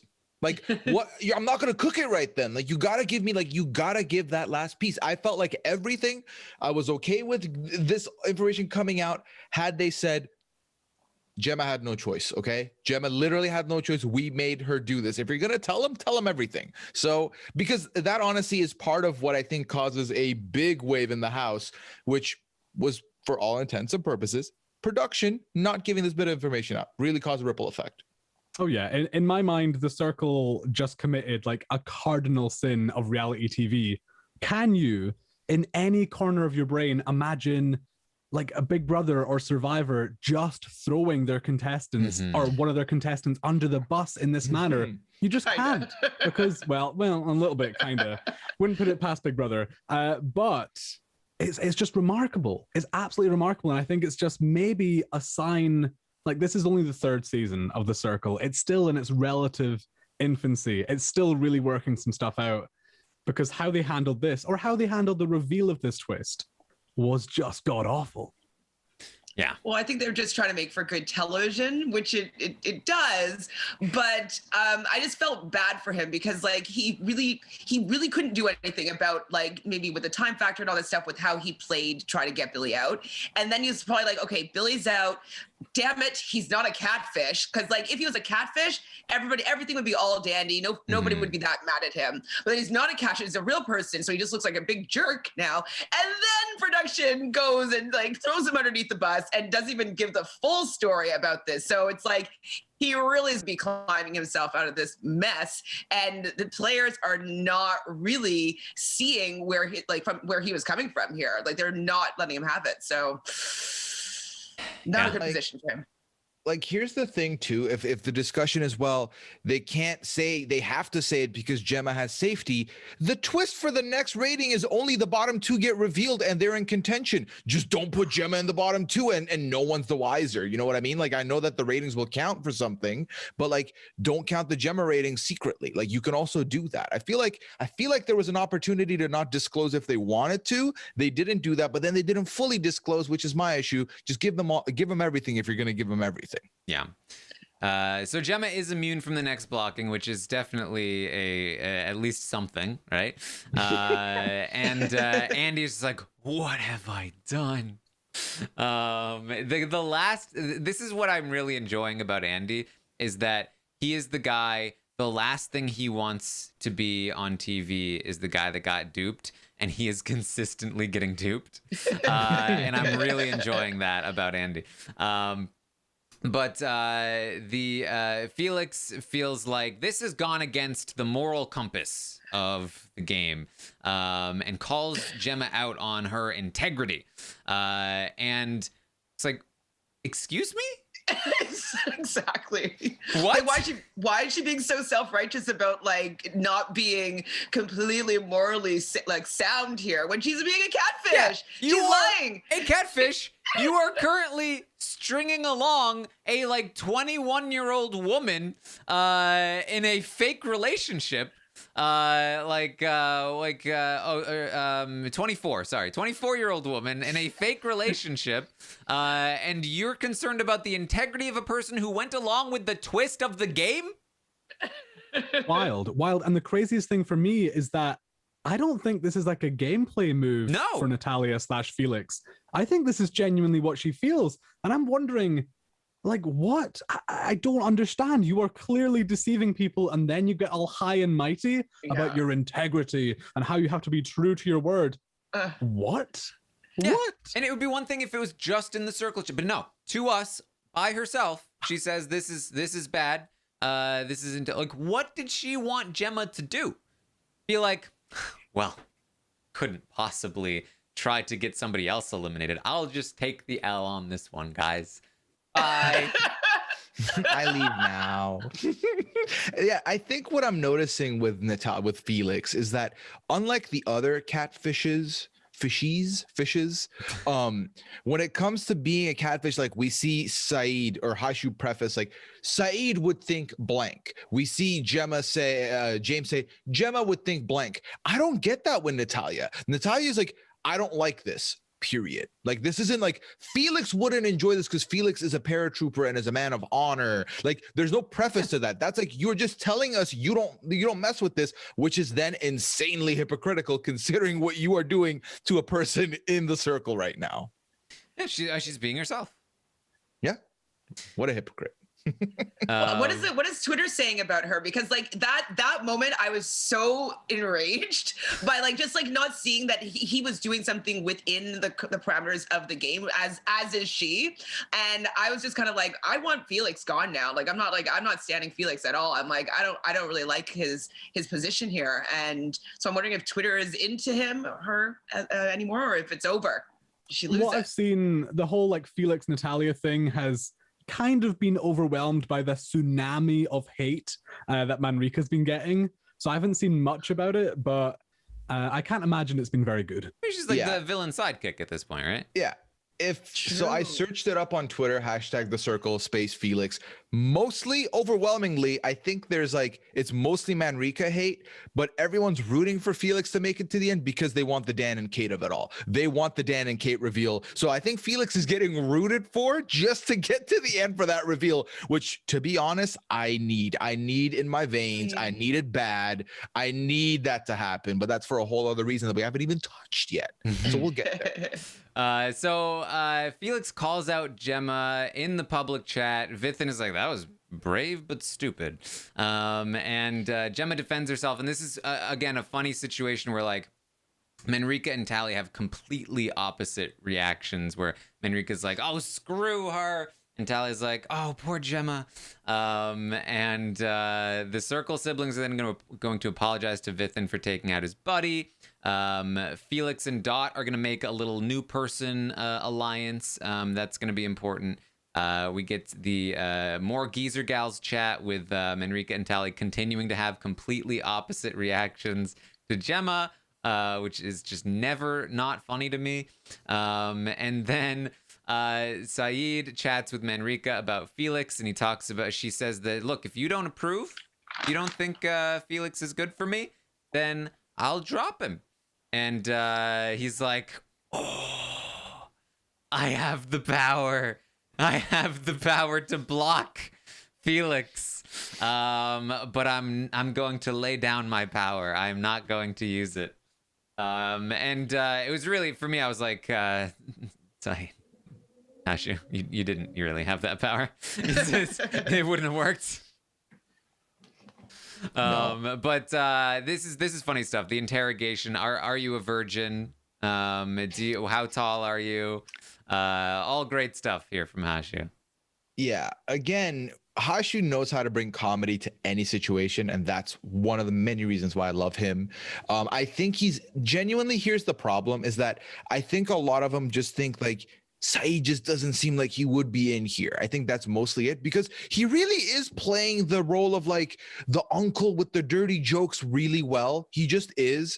And I think there's just little moments where they're like, I don't think based on the way Hashu's typing the words out, because like obviously we talked about this last week where Hashu is using his accent to like really try and become the Saeed that he wants it to be. But then he'll use some vocabulary that they'll look at it and be like, I feel like someone would not have this there at 65 years old with the kind of broken English you're trying to make it seem here. Like, was it in the first week where someone said, I don't think my dad, yeah, it was Vithin who said, I don't think my uncle or my dad would have known what banter means. So there is a little bit of that to him. But again, I don't care. Just like the people in the circle, I don't care. I love it so much. I'm so happy we have Saeed here, and he just brings the comedy always.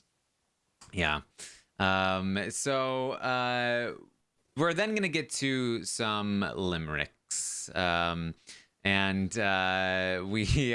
Saeed's is great. Do we have, did anyone write these down? No, I wrote my own. I did not transcribe, sadly. I thought maybe we would, but I was like, I'm not going to. I didn't. I thought about it and I was like, oh, no. You guys watch the episodes, you know. I mean, really, the Circle Cutie was the main one. The standout is Felix publicly asking Manriqua out in one of the cringiest things I've seen on television in a while. And then afterwards, Saeed has one for Manriqua, which was also a little bit maybe some people thought it was sweet, but I thought it was a little bit cringe. So we're then going to get to the interrogation here from Andy to Gemma. Okay, you tricked me into blocking Billy. Are you a catfish? And Andy feels like he has been able to ask this question to guilt Gemma into, and surely nobody would just flat out say, no, I'm not a catfish, and still be a catfish. That's on them if I believe it at that point. And here's the thing, it actually kind of worked, in my opinion, because Gemma did not flat out deny being a catfish. Gemma swerves the question. Gemma's like, I want to let you know that everything I say to you from this point forward will be genuine and honest, and I will support you to the very end of this game. It was very much, I thought when Gemma was typing this out, I was like, he's admitting he's a catfish, but I'm valuable to your game, so don't out me or anything. But Andy took it as like, oh, honest and genuine. That's it. I'm good. Not a catfish. Sweet, innocent Andy. What can we say? I mean, of course, like someone whose entire presence in the game is built on lies, and they've been doing nothing but lying in every single message. No, I'm sure if you asked them, just simply ask them to be honest, they would be honest. I'm sure that would work. But of course it doesn't. And Andy is once again duped. Again, it's not been a good week for Andy. He's been responsible for 2 blockings, and as the apparent catfish hunter, spoiler, neither of them were catfish. Not been a pretty week for Andy, but then again, he's still the most popular, so he's still riding this high. But yeah, maybe his detective skills aren't exactly Sherlock Holmes. Yeah. So I have a theory I would like to throw out here, okay? Especially when we talk about the latter episodes of this week. Part of me, I still think Andy is the person Andy says he is. He wants the authentic experience. He wants the main people to stick around. He wants the catfishes to leave. That is part of his core. I think being in the game, Andy has realized more and more it is a game, and I think the success has made Andy play it a little bit more strategic than he wants us to know. I feel this way because some of these things are too giveaway for someone like Andy, who I saw from the beginning. The first week, Andy was on point with the reads.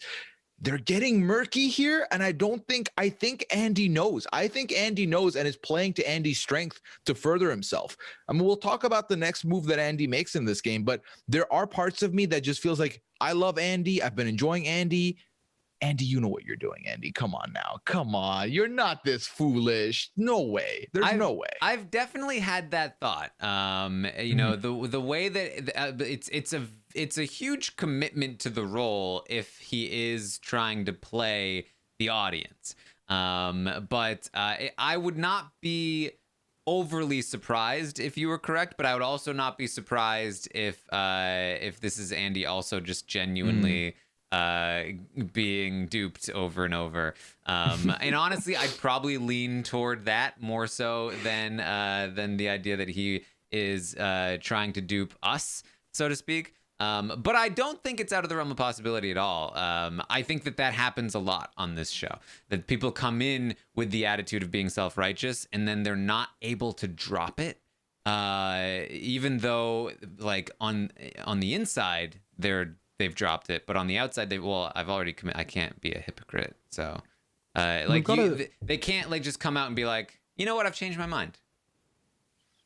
We've got to say as well, there is maybe some validity in saying that someone might be playing the audience, because of course there's one hell of an incentive in a fan vote at the end, and there's an audience favorite for a considerable chunk of change. So it's not like an otherworldly idea to say that someone might come in here and attempt to play a likable character while keeping their gameplay, their sort of slyness under the wraps. But I mean, who knows? I mean, I think it's a miscalculation though, because I think that the most liked people, and this is straight out of season 1. This is how it works.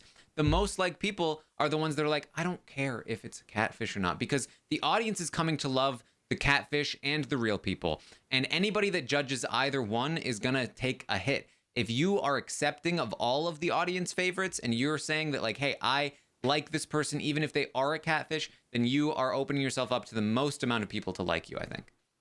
Yeah, well, I think based on because there was a fan favorite vote for both seasons, I believe, right? Rowan, correct me if I'm wrong. Sean won the first one and Tim won the second one, right? Mm-hmm. If I have that right. I think Alex won the first one. Alex won the first one, yeah. Oh, damn, did Alex did win the first one. He felt so guilty about it too. Oh, but that was so funny. I forgot about that cherry on top. And then I cannot imagine the margin by which Tim won the second one. Like he must have got 99.9% of the vote. And that's one that like Tim could have done anything in there, and he would have. He could have been anti-catfish, pro-catfish. Doesn't matter. All right. Well, we're now gonna get to the portraits. And this is definitely a great time in the show. I will say strategically, I think it's very dumb to draw a mean portrait. But I love that people fall into this trap every single time, and I hope they continue to, so I'm not going to harp on it too much. So first we get a Saeed painting of Manriqua. Saeed is in a great spot in this game because in every anonymous game, he gets to make it obvious that it's him because he can write in broken English. And so he gets to never have suspicion that he's doing anything mean. So he writes, he paints the Manriqua portrait, and everyone knows it's him, and it's a nice one, and he is super clean. Great for Saeed. Andy's gonna paint Vithan, and this is another one, like, people pretty much knew it was Andy. He kind of like wrote a lot of things to indicate that it was him. Another good move, because if people know that you painted something good, they're not going to suspect that you painted something bad. Felix paints Dot and tries to take credit for it, but there was nothing in the portrait itself to indicate that it was Felix, and so it's not going to work to try and take credit in the comments. That's like, if somebody gets to comment on an article and they're like, yeah, this was a well-written article, guys, don't you think? Because I might have written it. Like, why didn't you say so in the article then? It was a good picture, though. It was honestly spectacular. It would have been very impressive. suspicious if people had believed that it was Felix that painted this portrait. I've got to say, this guy can paint too. I know, so perfect, ridiculous. I love the way this game is shown to us, just the editing of it all, because basically, let's be honest, they get the boring ones out of the way at the start. Yeah. Like, oh, everyone's being kind to each other, this pushes no buttons, but you can just tell there's like a volcano about to erupt, and we'll get to those portraits because, oh my god, the ramifications of this game just goes to show how wonderful of a game this is. Strategy aside, like, obviously you shouldn't do a bad one. There are some corkers in here. My God. Yeah. Tally does Andy. It's boring. Gemma goes with Felix, and she paints a big muscly Felix that with the hashtag I will pump anything and a little bit of micro penis on it. They're like, is that a I don't know. And at first Felix was like, oh, look at that, that's a nice little posing. Wait, is this taking a dig at me? I will pump anything. Oh, wait a minute. Oh, I love it. I love this game so much. This is a great. I mean, I will pump anything is a great double entendre with the muscles and everything. I enjoy. This was clever. And of course it comes from Gemma, the big like bodybuilder dude. Great stuff. But Manriqua takes offense. She thinks this is a dig at her. That she is now being classified, I guess, as anything. I guess she was taking a lot of pride in the fact that the hottest guy in the circle was liking her. No matter what, though, it's kind of like a game. And I just don't understand if she really feels like it was a genuine connection that they were having. Like, I feel like with her intentions in the beginning, it seemed as though she was just like playing it off like she liked him. So for her to be so like in this relationship because he had a little poem saying that he wants you to be his girlfriend, like, I don't know. There's no reality here. Like, why are you getting offended? But again, if I'm Manriqua, if I'm a player in the circle, I don't want everyone knowing where I stand publicly so closely. So that's true. Not only plant your flag with me and Tally are the geezer girls, don't come at us. We are sisters. We are together. And then now he's my man. If you talk smack about him, I'm going to come at you anonymous or not. It's too much. Like, you're literally telling people, hey, if we're at the final 6 and these two are here, tank me, put me as 6 because I will win. I will try and win. So I don't like that personally. Yeah. So Vithin is going to draw Saeed as a catfish. And Hashu, of course, right away is like, oh, they've got me as a catfish. And so Saeed is like, I am not a catfish. This is a weird response from Vithin to me. Vithin was like, see, that further confirms to me that Saeed is a catfish, because I don't think he would have been able to get something this subtle. Subtle? What do you mean subtle? What? It was very straight up direct. a drawing of somebody using a photo as a catfish. What is subtle about that? But this is when Tally says, you know what, I don't mind. I don't care if Saeed is the son or something. Like, he's a beautiful person, and I appreciate it. I was like, Tally. Warms my heart. Saeed knows this is Vithin, and this is what Saeed was really killing it in the last few episodes. Spot on reads for who did what painting. Vithin is going to come into the chat like, oh, we know that Saeed is real, and Vithin was, Saeed was just like, I know it was you. You can't fool me. I was like, nice, man. Well, that's the thing. He's having such like pinpoint perfect reads, which I think is so impressive, because a lot of the times there's not much to go off of.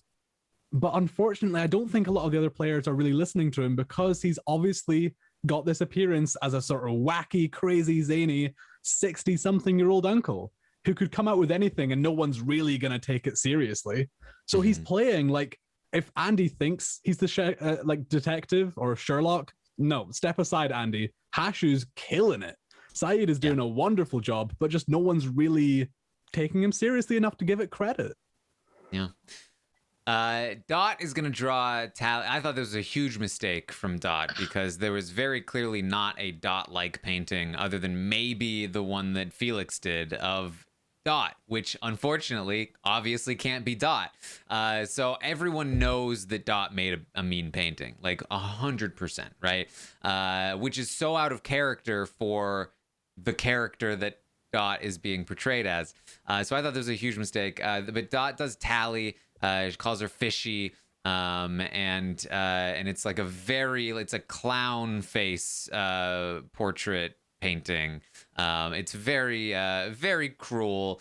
And Tally, of course, is like, Felix, I know this is Felix. It's a terrible drawing. This could only come from a man.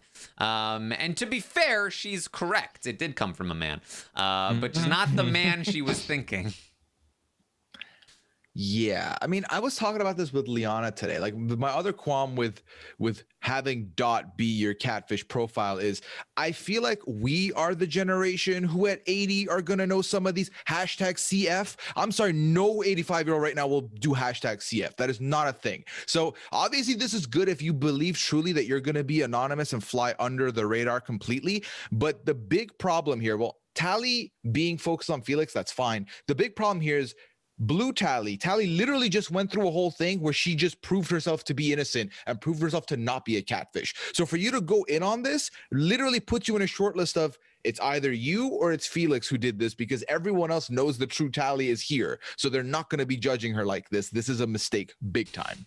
Yeah. Well, I just don't understand like why Dot would be drawing. Like he takes so much time to like figure out exactly what he's going to say and make sure that he's like curating his words perfectly every time he has a conversation. Why wouldn't he have that a little bit more editing here with like how he wants to portray himself or portray Dot when he's doing this portrait? I definitely thought it was a terrible mood, and I was also like, it kind of made me a little bit defensive because my initials are CF, and I was just like, oh my god, I'm like, my initials are on the hate painting. Oh my god, I was just so offended. It got to me as well. I'm like, I'm a CF. All right. Well, the final drawing, the final painting is, of course, Manriqua doing Gemma. And these, I mean, credit to the producers who know how to put people in certain positions, and they know who to give to each player. Because this is, of course, just the perfect opportunity for Manriqua to unleash everything inside of her that she has been holding back. And so she draws a big snake, hashtag full of shit, that TikTok. There's a spoon next to some poo. They're like, what? Spoon shits? What? What is this? And we are going to even Vithin is like, well, this is quite bad.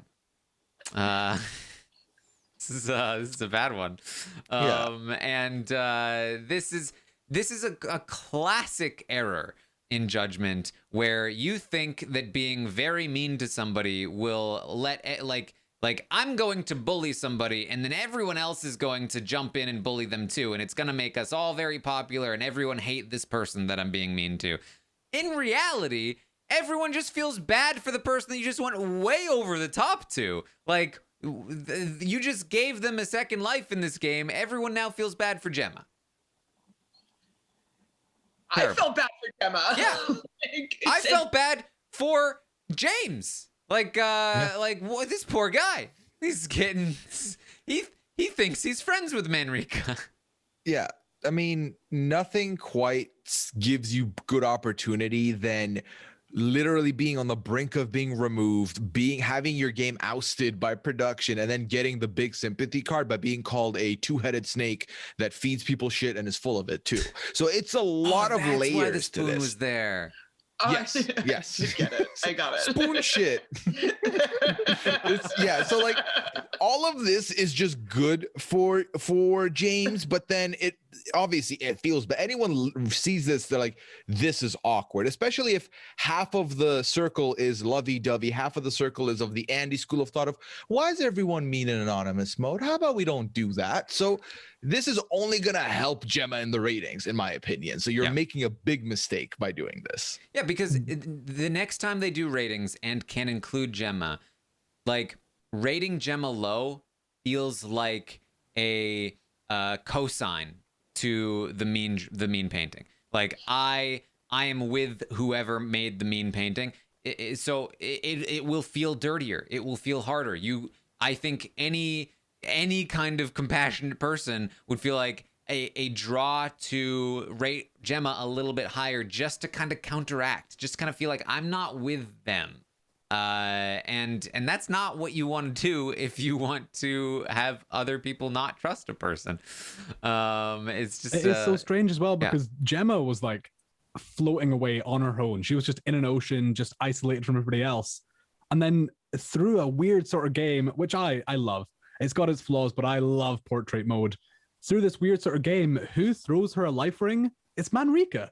Of all people, it's Manriqua. It throws her a little like sympathetic life ring that, if James really capitalizes on this, sort of plays that like, you wouldn't kick a puppy when it's down sort of thing. Like that can really take him far. And you know what? I don't know if it's directly because of portrait mode, but I'm going to give it to portrait mode. Just another tick for that game. Another one. Yeah. So this, of course, causes Tally and Manriqua to get into a bit of an argument, because Tally is going to tell Manriqua, hey, I'm telling you, this Felix character, he's no good. And Manriqua's like, no, you don't understand. This is somebody's getting into your head, and I'm looking out for you. And Tally's like, no, I'm trying to look out for you. You can't trust Felix. And Manriqua's like, no, you can't trust whoever's getting in your head. And it goes back and forth. And it's a very funny argument, because neither of them can trust either of those people. But actually, I mean, Gemma's at least a little bit more trustworthy than Felix in this moment. But not really. I mean, they're both being tricked, but they're both thinking that they need to look out for the other person. And so this ends very poorly, with Manriqua finally pretending to give in, and Tally feeling like, okay, I feel like I was at least heard. And then I loved this from the announcer, who we have not talked enough about, but she's very excellent. Manriqua's like, I couldn't have said it any blunter. Don't trust Gemma. And the announcer's like, well, you could have said it at all. Like, you could have said it. You could have said those words. That could have been a little blunter. Because she never actually name drops. This is taking a little bit of a walk away from the game at this point, but Sophie Willen, the narrator, so much credit has to be given to her. I don't know if it's like her original script or if she's just reading from it. Either way, she is like the cherry on top of this show. She is fantastic, and I don't think the show would be the same without her. Yeah, I really don't. Yeah, like the Circle narrators, the Circle US doesn't hold, like, not even close. It's vastly different, and she does have her own style that I do adore. What is the point of claiming someone to be your ride or die if you don't like you don't like what they're saying, and you don't, it's so bothersome to you that it causes a ripple? What's the point in all that? Also, if they are your person, just give them your information too. You're screaming Gemma, you're not giving that information. What's the I think Manriqua in this position thinks that I'm keeping everything good by making this facade of Gemma's still good with us, I'm still good with everything, by not outwardly saying anything. But she's taking so much to heart, which is such a huge mistake here, because Tally's just looking out for you, man. That's really it. Like, Tally's just, you're her geezer. Tally wants you to be, you had Tally's back. She's having your back. It's all in love. I don't understand this like big retaliation here. It's too much. Yeah. So we get to the ratings. And I actually wrote as many of these down as I could, because I thought many of them were very interesting. Felix puts Andy number 1, Manriqua number 2. Vithin puts Andy number 1. Andy puts Saeed number 1. Gemma puts Tally number 1. Great call. Manriqua 6. Great call. Love the reads there by Gemma. Tally puts Manriqua number 1. Bad call. Felix number 6. Manriqua, and they cut this together very well, where Tally's like, yes, I'm putting Manriqua number 1. Obviously, she's still going to do the same for me. Cut to Manriqua puts Andy number 1. Okay, and Tally number 2. Wait. Hold on. No, I can't have Tally as an influencer. She's going to take out Felix. I need my boy. So I'm going to put Vithin number 2. Number 3, Felix actually is going to be number 3. And then, yeah, Tally's going to have to be 6th. Tally is going to have to be last place in my ratings. Brutal. Brutal. Here's the thing. I was prepared to come on the podcast after watching this episode, this ratings episode, and be like, that was brutal, but I think it was actually the right call. Because if she doesn't do this, Felix is probably in the bottom 2. Felix is probably going home, and that's no good for her. Ideally, she wants to keep both Felix and Tally. That's the strategically correct move. So I actually didn't mind this. Now, I am going to disagree with myself after watching the next episode because that was definitely not the intention of this move. The intention of this move was always to take out Tally from the game, which I think is the worst possible outcome for her game. So just ignore what I just brought up. Just know that this could have been very strategic, but was definitely not. It was so disappointing because, like, you know, geezer birds, like, those are supposed to be like in it together, like buds before studs, and like she just let that dismantle for this fake relationship with this guy Felix. It's played by a woman named Natalia. Like, you guys were friends and you were standing up for her so much with you know, the blue Tally versus orange Tally. Like, I don't know. I was just really disappointed in the level of friendship that I thought that they had developed, just for the fact that she even would allow her to go below the number 2 spot, you know?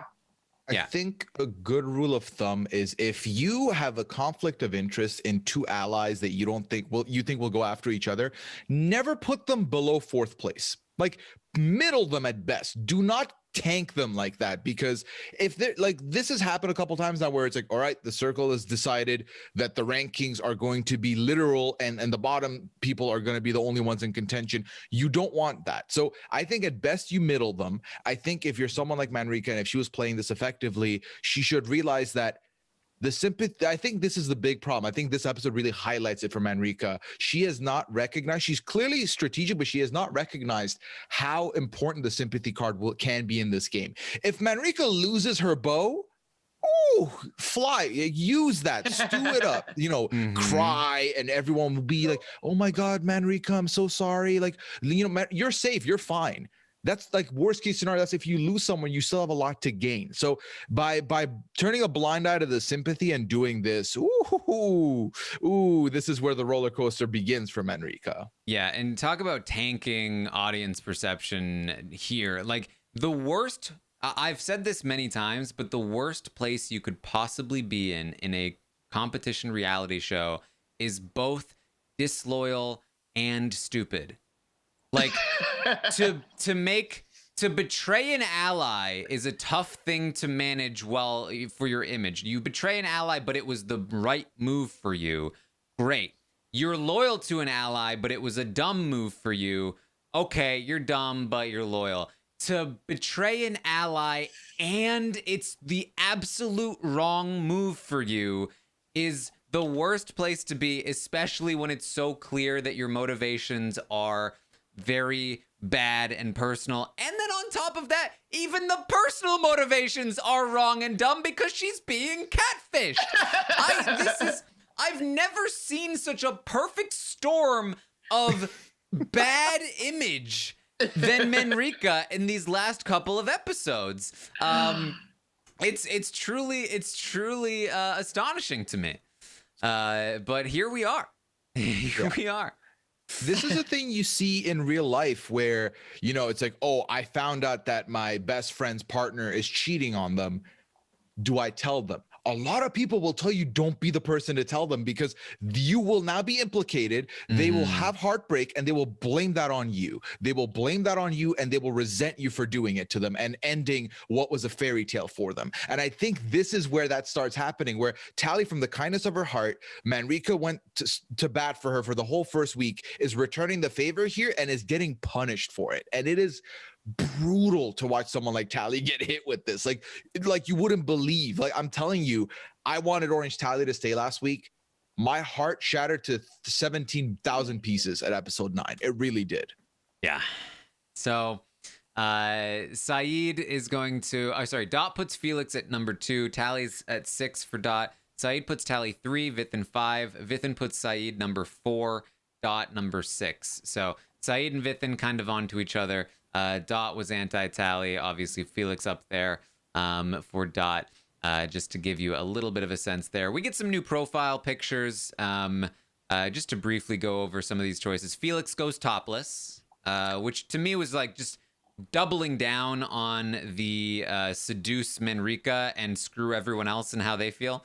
Because obviously everyone else is going to be like, oh, geez, okay, Felix. Gemma doubles down on the nurse thing, which I feel like, again, if you're going to do the nurse thing, you have to talk more about it. You have to open up more about it. You can't just only be nurse and pole dancer as they talked about. So it's like not going to work. Tally has like a bikini dirt bike photo, which also was just like, what does this say about you? Nothing. It's just a good photo. Also a bad choice. Manriqua shows a picture of her father. Great choice. She's told that story. Great job. Vithin has a camel, which it's typical Vithin photo. It's cute. Doesn't do a whole lot for him, but doesn't change your opinion of him. Andy is at work, which I thought is fine. It kind of doubles down on his sort of like role in the game right now. Saeed and his pretend wife. This is not even Saeed's actual wife in real life. This is a friend that he is going to pretend is his wife. He says he has a whole story cooked up for this. I can't wait to hear it. He says this is a very important role in the Saeed story. And then Dot has a photo of her and her deceased husband, and which is fine. It's, I think if we want to briefly go back to Tally, again, it's easy to say this in retrospect, like hindsight is 2020, but you've got to say Tally missed the mark here. She just didn't read what this game could have been, because she obviously wanted to just put forward a gorgeous looking photo. Like, she looks stunning in it, but it stinks like an Instagram influencer. And I don't know about you guys, but you don't see that photo and think like, oh, that's someone I would love to get to know. That's someone who I can really have some engaging conversations with. It just comes across as generic. Whereas Taran, as you said, Manriqua has this really emotive photo with her dad, which obviously has that story attached. I think Manriqua played a blinder in that game, whether she realizes it or not, while Tally might have dug her own grave. Yeah, like most people don't interact with people who are, who post photos like Tally did. Like you're right. That's something that you'd see on Instagram, that you'd scroll on Instagram for, but like, I don't know anyone in real life like that. You know what I mean? Like, so I do think there's a layer of separation there that it doesn't feel like you're connecting necessarily because it's too generic. I think that Manriqua correctly put a photo similar to this of like, let me show them the whole of me in one photo in her second picture. That worked. That was early on in the game. That was good. Now, once you get further into the game, there's a lot of like again, they share trauma, they share their experiences. They want to see more layers to you. Tally's someone who did say coming in that I'm going to play single, but never ended up utilizing that part of the game for herself, and putting this picture here was the wrong time for it. I think if she had swapped them and did that second photo and then third picture did something else, it would have fared better, similar to what Manriqua did. But it definitely was, in my opinion, the wrong choice, given that everyone else kind of went with the let me add a little bit of depth. Even Gemma's like bathroom selfie was more of an authentic, okay, Gemma's like, this is just Gemma's a regular girl, she is a nurse, but she's also, she's taking selfies in the mirror like the rest of us. She's normal. She's a hero amongst, regulars, but she's also a regular. So you got to like toe that line for sure. And I think that, especially given what we know now about where Tally ends up going, if you needed a little bit more there, just a little bit more. Yeah. So we're going to learn that only the bottom two in the rankings this time are vulnerable, and the bottom two. And I saw this coming a mile away when Manriqua votes Tally low. I was like, oh no. The bottom two are Dot and Tally. The rest of the players will decide. Now, at this point, I felt like obviously Tally is 100% safe. If there's a vote, Tally will be safe. So, of course, it's going to be a little bit different than that once we get there. Saeed is going to reach out to Tally after the bottom two thing. He's so nice and kind. I really appreciated him there. She tells him she thinks Felix is bad. He says he thinks that it was Dot that made the painting, but if she's sure it's Felix, then he's not gonna press too hard, and he supports her. He also, if she thinks Felix is bad, then he'll take that to note, and he'll make sure that he tries to get to the bottom of it. This was brutal for me because I thought we were seeing like a blossoming friendship here. Mm-hmm. I really saw Saeed and Tally like, yes, this is a sort of alliance. This is the duo that I can really get behind. I love this. This is so genuine and authentic, which to be honest, I don't normally go for. I love myself a villain, but for some reason, this really resonated with me. And then obviously it was cut short a little bit, but we will get to that. Yeah. We're then gonna get and this is the real, like, if rating Tally low was like, oh man, I just accidentally stabbed my friend in the back, I didn't even, I'm so sorry. This was like turning Tally around and then stabbing her in the front,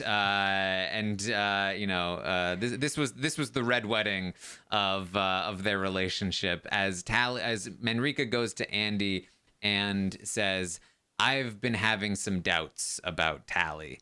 I think that she may not be what she says she is. I think that she may be doing something. This was 100% a planned, premeditated murder here.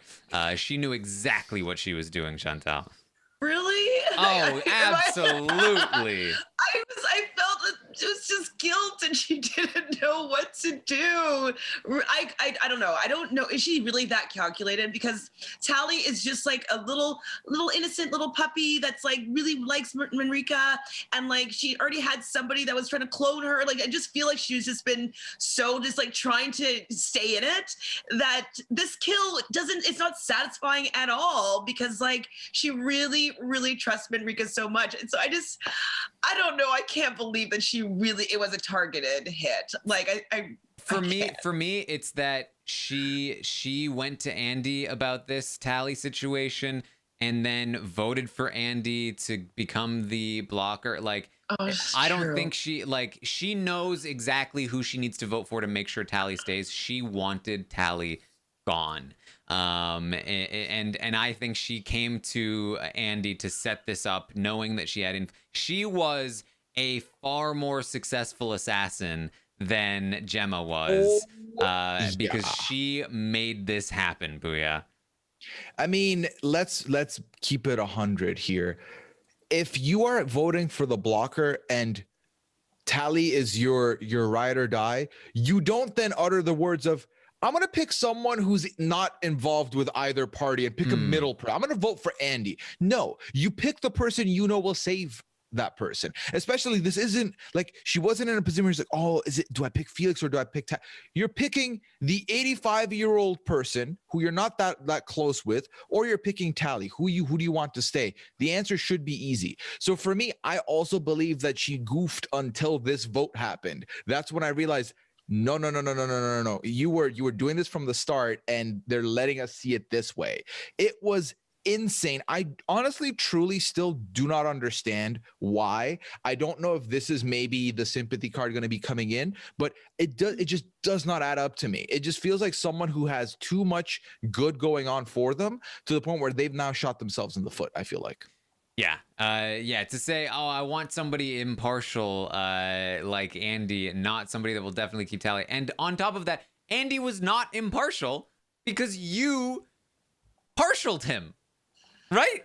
Like, you made him partial. And when she votes for Andy after expressing doubt in Manriqua, she is basically doubt in Tally, she's basically sending the message to Andy, do what needs to be done. Right? And that's the message that Andy is getting. So this is the assassination that they were hoping for here. So there's really, I mean, that's what this comes down to. Manriqua and Felix are gonna flirt some more. She says she'll leave the country if he's a catfish. We'll see if that takes. She doesn't try to convince Felix to keep Tally. She's like, look, you don't like Tally? Not gonna try to convince you otherwise. And I'm just being mature about this. Gemma chats with Andy and Saeed, and this is when Saeed tells Gemma, look, I like Manriqua a lot, but I think that she did your portrait. And I really, really love this from Saeed. Definitely a risky play in the game. But he was like, this is just me being me. And even though I have this like schoolboy crush on Manriqua, that does not mean that I am going to have my own judgment clouded like Manriqua is. And not, tell people my reads on this. And this was a really cruel painting. And there you go. Gemma now has this information, doesn't believe it necessarily right away, but I have to imagine after all the public voting is going to be like, oh, wow, Manriqua. It is a risky play, though. It really is. And I'm wondering, is there a reason why the editors sort of portrayed it in that way? Like down the line, is this going to come back and bite Saeed in the ass? I really hope it doesn't. Because in terms of personal relationships and just pure friendship, like being a catfish aside, he's done really well. He's done spectacularly well of just portraying this genuine, approachable, lovely uncle. He really has. And I would hate for this to be his undoing. Yeah, it's the other way for me, where I feel like this is to show, I think this is more of a positive thing that they're showing us, in that Saeed is able to separate his puppy love crush for Manriqua to play the game in his authentic self that he can. He's putting it aside to tell Gemma this. We saw multiple not confessions, but we saw multiple angles of Tally talking about, you know what, I don't even think he's whether he's a catfish or not, I think whoever is Saeed is amazing and I love what they stand for. I think these are more positive things, which gives me very, very big hope that maybe Saeed makes it to the end. I would hope so. But in this moment, I thought that was interesting as well. I would have never expected to see him say this. I was very shocked, but also pleasantly loved it. Yeah. All right. Well, we get to the advice portion of the show here. Tally and Dot are going to be giving out advice. Saeed asks about relieving himself. And that's an interesting one. Dot is just all over Tally's answers every time. Like be more fun. Lay off. Tally's being plenty fun. She's trying to give good answers, and she's trying to be fun. Not everyone is an actor who's playing an 85-year-old woman. Well, I don't know about you guys, but Dot's answers weren't exactly all that entertaining anyway. Yeah. She's acting like there's a huge void between the quality of the answers. There really isn't. There really wasn't. I agree. Maybe she's just hoping, though, that was something more that she could play off of or something. And I think that was a mistake of Scott going in as Dot. I think that he should have chosen somebody that actually could be a little bit more engaging and not so separate. It's kind of like Bag of Chips. I wish Bag of Chips chose somebody to catfish that was just a little bit more fun so they could have more fun. I think that he's in the same predicament, and he's not able to have Dot play off of Tally, because Tally's a real person and you're kind of just like a two-dimensional version of a human being. The only way that Dorothy's answers were compelling is if you literally think, oh wow, an 85-year-old woman is openly talking about self-relief. Then it's fascinating, but it's not you're not trailblazing me with these answers. They're very medium. So don't even. Loved this from Vithin. Vithin asks a question anonymously. I'm currently in a relationship that I think is going too fast, and how do I slow this down? And both Felix and Manriqua are like, what? Manriqua in particular is like, oh boy, you better not be writing that about me. I would imagine that this gets cleared up very quickly, that obviously they're not really going to distrust each other about this, but it was funny. I liked it. I think it was a pretty innocent lie. Like, even if it does get Yeah. tracked back to Vithin, I think he can quite easily say, like, oh yeah, I mean, obviously you guys have a sort of flirtmance going on, and I played off of it. Don't blame me. yeah. I'm just the innocent Vithin. Vithin I'm knows the kid of the group. He knows how to troll well, where it's like when Vithin trolls, it's not mean, it's just funny.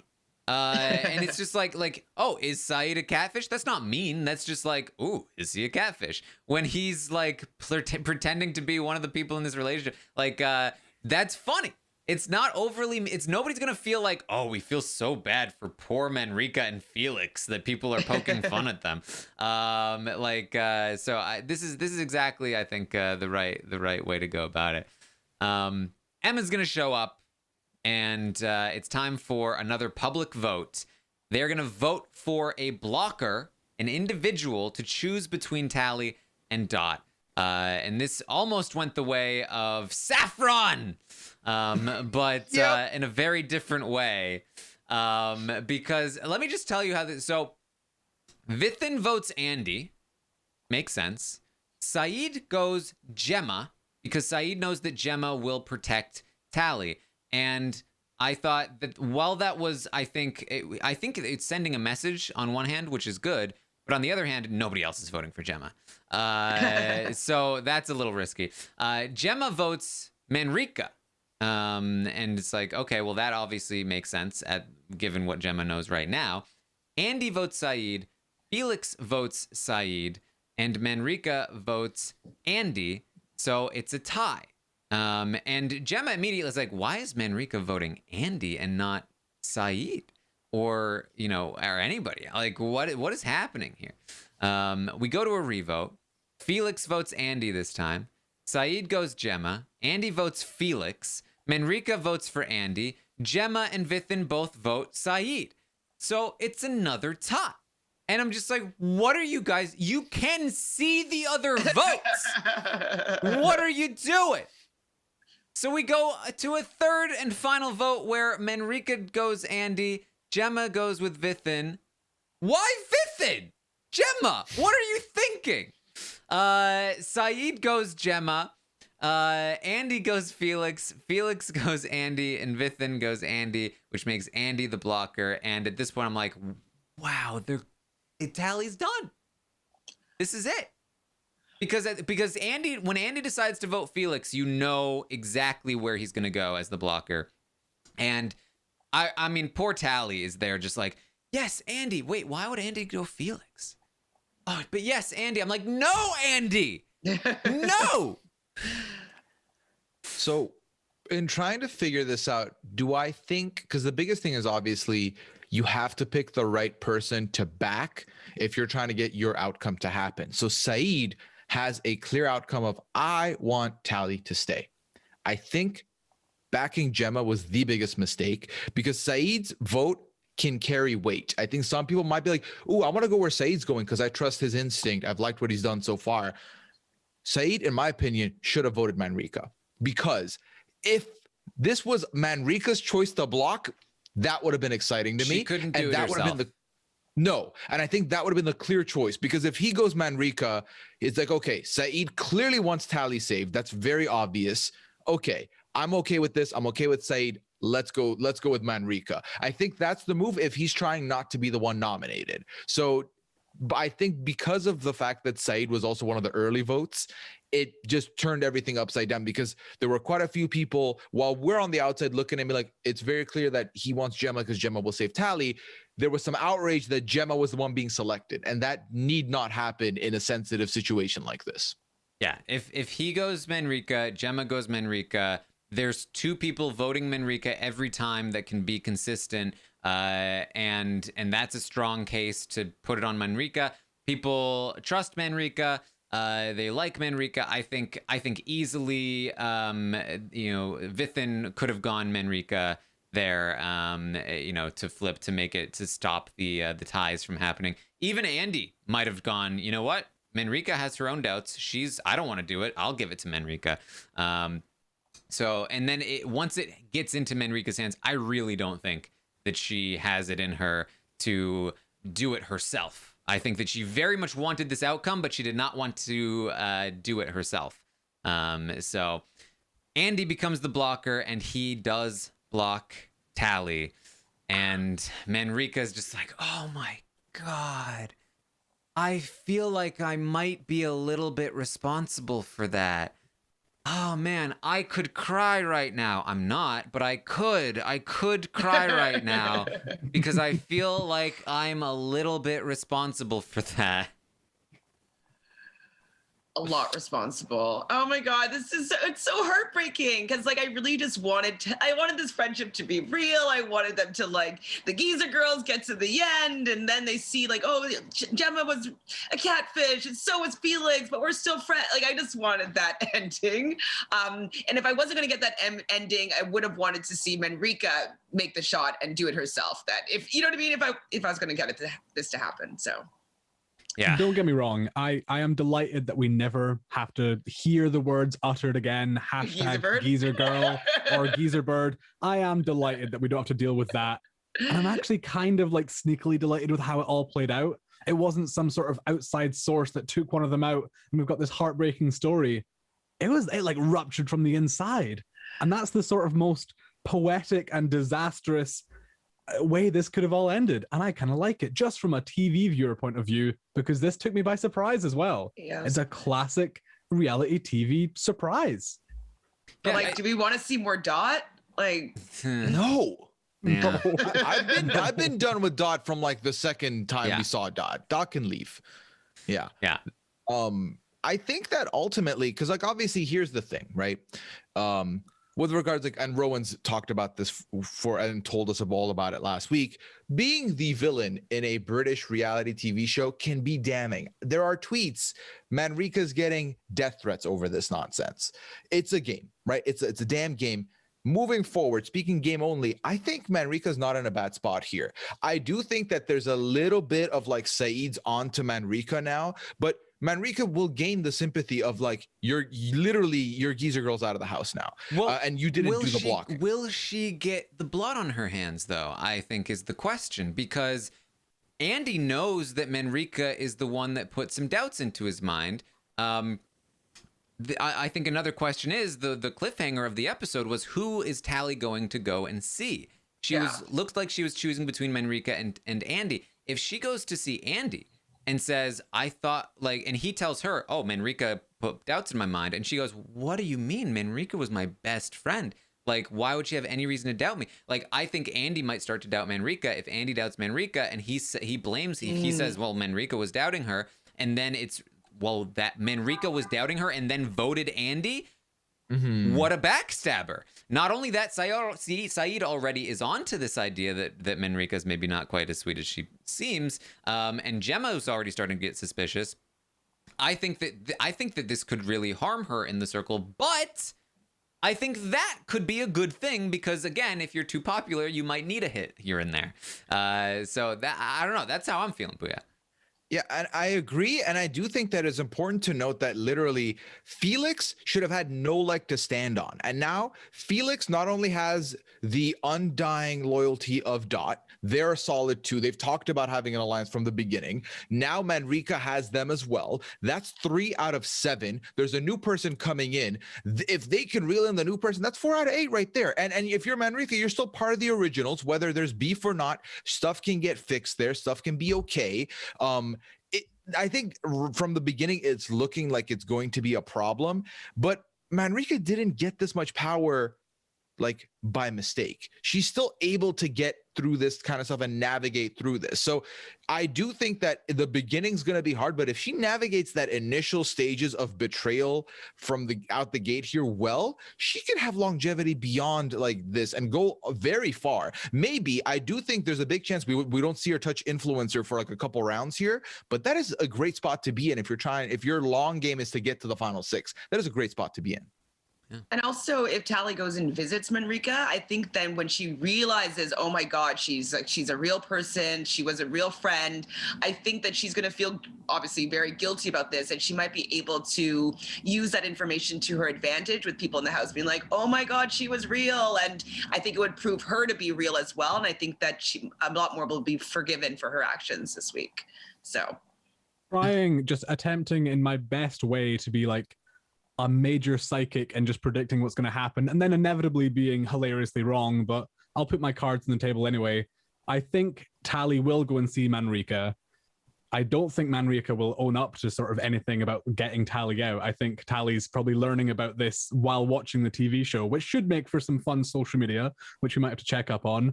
I think Manriqua's hands are clean, but what might happen, I think, is Tally will continue to sort of like go on this sort of Felix offensive and might even sway Manriqua's opinion.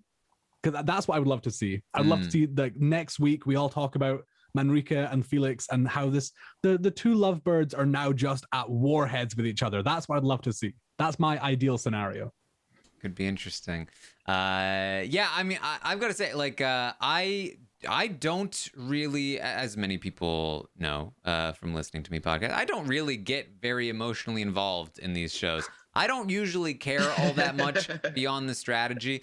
But the Circle this season in particular, like when I saw Tally go, I was so angry at Manriqua.